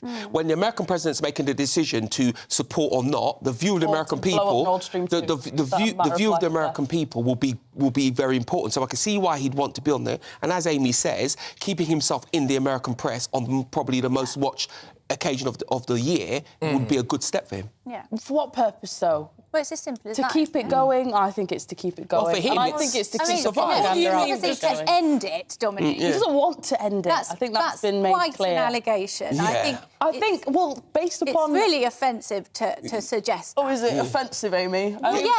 His countrymen are dying. Based upon... Yeah, I'm sorry, but if you really cared about that, you wouldn't be saying the things that he's been saying. Like what? Just you're going to have to... Like in regards to Crimea, that they're never gonna give up Crimea to the Russians, despite the fact that the Russians have had that for quite a long time now. To make a statement like that, that's almost like you are saying you are prepared for your countrymen and women, if you're so concerned about them, to die for many more years to come. Or any reasonable person would be able to accept that by making that sort of statement, you are making. Hold on. Let me give you another interpretation. Okay. All he's saying to Russia, if he said to Russia it's fine to have Crimea, he's saying, well, come and take some more. So he's saying we won't give up Crimea and we won't give up any of our land because we're prepared to fight. Because for them, it's a matter of life and death. Yeah. So I don't think it's about keeping it going. I understand that, but I don't think it has to be an either-or, especially when the West has made no serious moves to take back Crimea from Russia. Isn't it like if the United Kingdom was invaded and then we said, just take Scotland? Scotland don't really want to be in the UK anyway. The problem with this comparison is the history and the context is just completely different in regards to, just geographically, what the situation is, what Russia's concerns are. I don't think we should trivialise it. But Russia's concerns are not his concerns. He wants Ukraine to survive. Okay. Part of that survival suggesting they won't give up anything else. OK, just want to crowbar in something else about the Oscars before we move on to another topic, which is apparently they might be going gender neutral with their awards. Seriously, this is another one. Before we had Sam Smith, who decided to identify, as far as I can tell, as honey roast ham at one point. Patrick, come on. You're better than that. If you I'm going to break this to you gently, Amy. I am really not better. That's me in a nutshell. I'm afraid I actually also mocked my own face onto a joint of honey roast ham the day that he did it to prove that I'm very much... That's my level. Welcome to the gut. Anyway. Anyway, should they be going gender neutral? Do you think it's offensive to women that they're saying there's not going to be a best actress now, it's just going to be best performer? Well, they're all gender neutral, the categories. Cinematographer, director... Well, not best actress. I know, but they're the only ones that aren't gender neutral. Right. And so if you take an actor like Emma Corrin, who's in The Crown... They're non-binary. Where do they fit? Come on, they don't fit. What you're doing is robbing. I hope you two are getting different taxes home, by the way. No, you're just robbing women of another opportunity to shine. Look, let's be clear. If Harvey Weinstein showed us anything, life in Hollywood for women actresses is particularly awful. So to rob them of this recognition, I think is wrong. But then why are the other categories gender neutral then? Why is it fine for costume, director? I tell you why. It's very difficult for female directors. It is, and maybe they should add a... But I tell you why it's different. No, Sean, that would be ridiculous. Hold on, There's a difference between being a male and female actor. I agree with you. I agree with you. But I tell you why it's different. Because from an artistic view, when you're filming something like that, men and women have equal amount of power. When it comes to getting an actress getting a story written about you, most stories are written about men. That's why they shouldn't have robbed women of this opportunity. They absolutely shouldn't. And they're curtailing lots of women's... patriarchy in another form. Emma Corrin, what category do they go in? Both. Put her in both. She is a woman. Actually, maybe just... Put them in both. How about she not be in any, if she wants to be stupid about it? That. Sorry. Both or none. There you go. Right, OK, well, it's strong stuff. Now, Sam Ryder almost ended 25 years of Eurovision anguish last year. This will still annoy Dominique, because many people think he was robbed. But anyway, there we go, with this banger.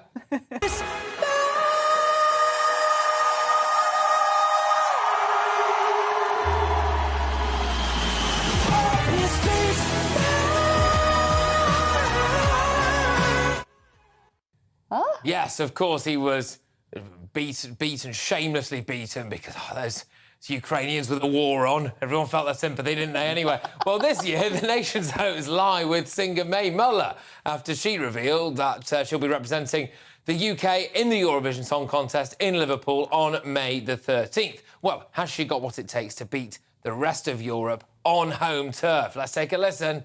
Instead I wrote a song about how you did me wrong. I could have cried at home and spent the night alone.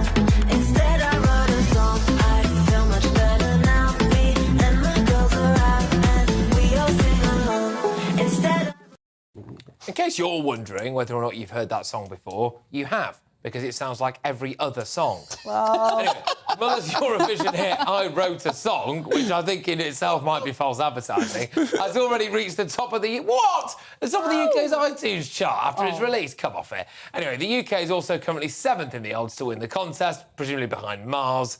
So can May Miller go one step further than Sam Ryder and take the crown? Do you like what you heard there, Dominique? No, I've never heard of that person before, which is interesting. No. I thought it was a catchy tune, but let's be clear, Ukraine are going to win. Can they back-to-back win it? Yes, they can. Why not? Yes, they can. I think we won last time. Of course. No, we didn't. I'm sure you do, Dominic. No, go on. Look, seriously, do you think that's a good song? Yeah, it's catchy, you know. Yeah, like, it's already there. It was in a nightclub then. I'm very for. I like it. Well, there we go. OK, I think we can all agree that's quite enough of that. According to the Independent newspaper, trans comic Jordan Gray is the 13th most influential man for playing the piano. Come off it. We've seen that he's a man. Anyway, playing the piano with their penis will be honoured again in tonight's Greatest Britain and Union Jackass. Oh, well, I wonder which one they could possibly be. Find out in the crowning moment of the show as I crown today's Greatest Britain and Union Jackass. But next, in Uncancelled, Kelvin MacKenzie is going to give his searing take on the BBC, confirming they won't take action against loudmouth Gary Lineker and if the left are endorsing a dangerous border policy.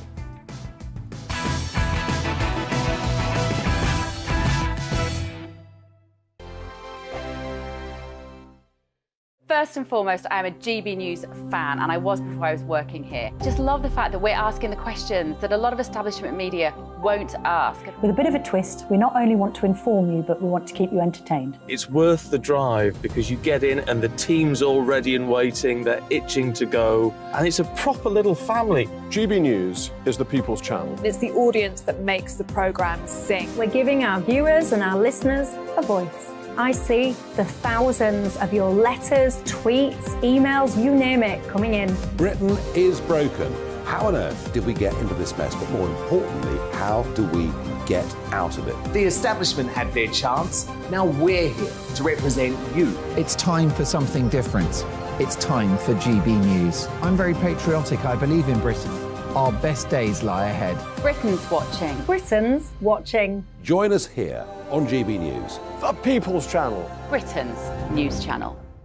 Monday to Thursday, 9 p.m. till 11 p.m. Join me, Dan Wootton. I'll bring you the sharpest takes and hottest debates. Do you not believe in prison? I don't believe in prisons. I'm completely stunned. I guarantee you there'll be no spin, no bias, no censorship. I actually was personally quite offended by it. And no reason to go to bed. So I guess they've always been quite woke. That's Dan Wootton tonight on TV, radio and online. Monday to Thursday from 9 p.m. till 11 p.m. on GB News. The People's Channel. Britain's news channel. I'm Simon Evans. Join me on GB News for Headliners at 11 p.m. What's the scoop? I'll be joined by two of the country's top comedians. That's right. As we take a look at tomorrow's newspapers tonight. We're going to get into trouble. If it's a big story, we'll be covering it. Spill some tea on him. There we go. But we'll also have some fun. I wouldn't stick up a bank. My father didn't love me. So anyway. Headliners every night from 11 on GB News, the People's Channel, Britain's news channel. No spin, no bias, no censorship. Dan Wootton is back. Tune in Monday for unfiltered political opinion from some of Britain's top commentators, including Celia Walden, Kelvin MacKenzie and Neil Oliver. Plus, as always, there'll be fiery debate with the Superstar panel. Join Dan Monday, 9 p.m. to 11 p.m. only on GB News.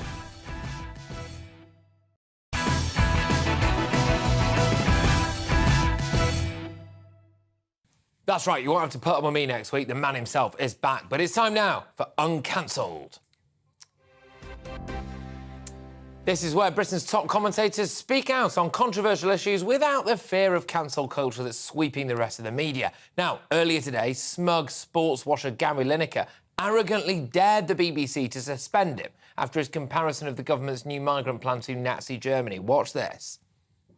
Do you fear getting suspended? No, normally, mate. What are you doing? Do you stand by what you said? Sorry? Do you stand by what you said in your tweet? Of course. Well, in a telling move from the British Bashing Corporation, it seems that they have once again bowed to the supposed Be Kind presenter after he confirmed via Twitter that he will still be hosting Match of the Day on Saturday. Well, the Beebs in action raises questions over their acceptance of Lineker's dangerous view that Britain should leave its borders open to thugs like 28-year-old Iraqi immigrant Ribaz Mohammed, who has been jailed now for 6 years after stabbing 18-year-old British student Ellis Wheeler. Mohammed carried out the attack in a bid to be deported after becoming disillusioned with life living in a taxpayer-funded hotel. Kelvin MacKenzie joins me now. That story makes me feel a bit sick, Kelvin. Your views? Well, it's one of the consequences of just allowing anybody into our country, and they're coming by the boats. And the issue for the BBC is this. In some ways, I bow to Lineker, because it's incredible to have that amount of hatred and vileness poured at him and him stand up. So I congratulate him on the free speech issue. I don't congratulate the BBC on it, because they know that, in fact, he will be back at this issue for weeks, months and years to come. And I suppose what he's hoping is that he'd outlast the Director General. He would almost certainly outlast the chairman, who appears to have got the job because he arranged for a loan for Boris. So I don't know where we're going on this. My solution to it is quite simple. Anybody who feels that Lineker shouldn't be on the BBC, by the way, be on BT Sport, be on Talk Sport, do whatever you like, start your own TV channel, start your own website, do whatever a successful man, right? Anybody who feels that, why don't they just not pay the licence fee? Because directly the revenues collapsed, so would they then ease him out the door. But the thing that I don't quite understand for the BBC, Kelvin, the thing I don't quite understand for the BBC is that they have essentially a monopoly on football coverage, Premier League football coverage, at that particular time. Match of the Day is an institution. They do not need Lineker, do they? So what are they so afraid of? Their viewing figures would not drop at all if Gary Lineker wasn't presenting it. Yes, no, he's just done it for a long time. Congratulations. They don't feel bad about dumping people who've done it for a long time off Radio 2. So why on earth should they worry about dumping people off Match of the Day? It's a goals video show, which is not about a personality. It's about whether the ball goes in the back of the net and what a cute angle it was. So, but the issue for the BBC is that it's not going to go away. So you get clever people like Nick Robinson and these other guys who work for the BBC. They're beside themselves. They are trained not to say anything that is going to either look Conservative or Labour. And actually, I give them credit, and I give Tim Davie credit, because there's been a fantastic effort of late in order to go back to being balanced. And now it's all thrown overboard. You can only get promotion, you can only stay at the BBC if you're in favour of 150,000, 200,000, 300,000 people coming from the Middle East or whole of Africa. Yeah. After all, Suella Braverman said the other day that there will be 100 million potential migrants coming to our country under the present legislation. Tell me, Mr. Lineker, tell me, Tim Davie, is this acceptable? We've only got 60 million people in our country. We would literally be overnight. The way things stand, would be a caliphate. You know. But the thing is, need to use violence. They could just come here. When we look at now the story that we just raised before about that individual who came over here and he stabbed someone in a bid to get deported and things, people, I think, will be rightly concerned about that. People will be rightly concerned that the kind of refugee that Gary Lineker had in his sprawling mansion, or whatever it is, will be very different, radically different. In some cases, they put the radical in radically different from the people who might be at the hotel down the road, OK? And they might now feel a bit afraid to talk about that. They might feel as though they have to self-censor as a result of this. And in that sense, is what Gary Lineker has said, plus the BBC's reaction, actually dangerous? Well, the mother, I don't know whether you've read what the mother has said tonight. The mother of that boy, I mean, she pointed out that another inch further over, it would have hit his spinal column, in which case this might have been a very different discussion. And this would have been a different discussion. Right at the minute, we have a liberal at the heart of the BBC saying one thing, and somebody, fortunately now recovering, although has not resumed their studies and also has sleep issues. So the mother says, how does this happen? And of course, what do you say to her? It happens because what? Because there are plenty of Linekers out there? There aren't plenty of Linekers out there. Why don't we have a proper poll, 10,000 strong poll, find out what people think? And I urge everybody, and my bet would be it'd be like 65, 70%, 70-30. On 70-30, if 70% of us stop paying our BBC tax, what would happen? They would have Lineker out the door at 100 miles an hour. And that's all I want. I don't want him to carry on saying it. I want him to carry on saying it when I'm funding his pay packet. That's what I want to stop. Yeah, look, Kelvin, thank you very much. It's always strong stuff. It's always gold. That was Fleet Street legend Kelvin MacKenzie wading in. Right now, it is time to reveal today's Greatest Britain and Union Jackass.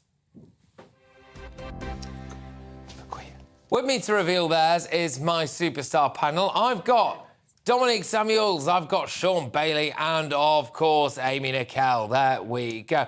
So we're going to start with Greatest Britain. And, Dominic, you're up. Amy is going to love this one. Mine is Miriam Kate MP for raising rightful concerns about the content of sex education in schools. OK, yes, we spoke about that a bit earlier on, didn't we? Well, it's a strong start. Sean, go on. Mine is Nana Akua for weathering the storm of the mob set on her by Gary Lineker. She's exactly the kind of presenter we need, looks at both sides of the argument and says we can disagree amicably. What are you trying to say, Sean? What are you trying to say? OK, all right, now, I believe this is actually, I know me, being your other favourite presenter, Sean, talking to Nana a little bit earlier on. Well, he's a total hypocrite. He's an absolute hypocrite. You know, he can do what he likes in his spare time, but when he's working for the BBC and making comments like that, others would not get away with it. And that is my beef with it. He shouldn't be allowed to be making political comment on things that affect us as a people. Amy, over to you. My nominee is the comedian Jordan Gray for being generally hilarious and putting out nothing into the world except for fun and positivity, despite the ignorant and negative response from certain commentators who I don't think have seen her stand-up show. There's something so funny about exposing your penis to all of those OK, things. all right, we've got a little clip, and you can definitely see something. You can definitely see song. Vile. Is it? You can definitely.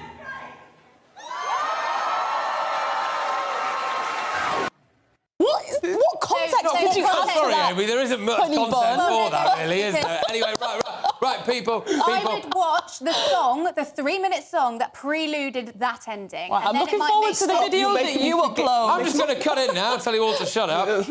The winner is Nana Akua. There we go. Right, fantastic. Well done, Sean Bailey. Yes. Right now, people, let's go. Let's crack on. Let's crack on. Union Jackass. Dominic, hit me.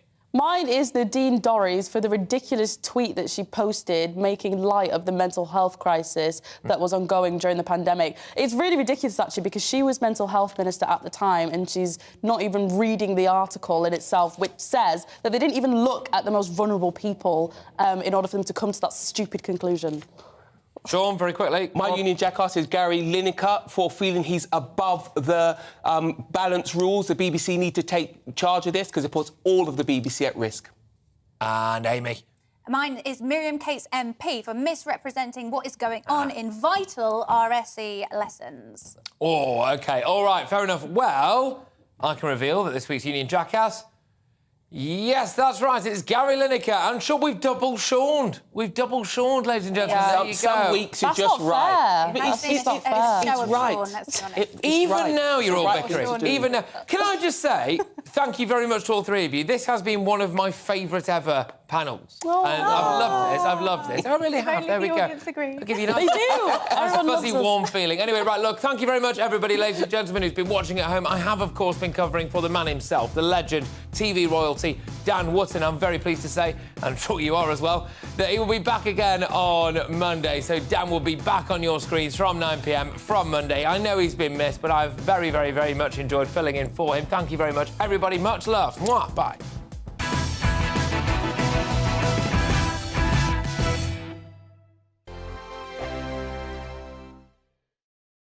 First and foremost, I am a GB News fan, and I was before I was working here. Just love the fact that we're asking the questions that a lot of establishment media won't ask. With a bit of a twist, we not only want to inform you, but we want to keep you entertained. It's worth the drive because you get in and the team's all ready and waiting, they're itching to go, and it's a proper little family. GB News is the People's Channel. It's the audience that makes the programme sing. We're giving our viewers and our listeners a voice. I see the thousands of your letters, tweets, emails, you name it, coming in. Britain is broken.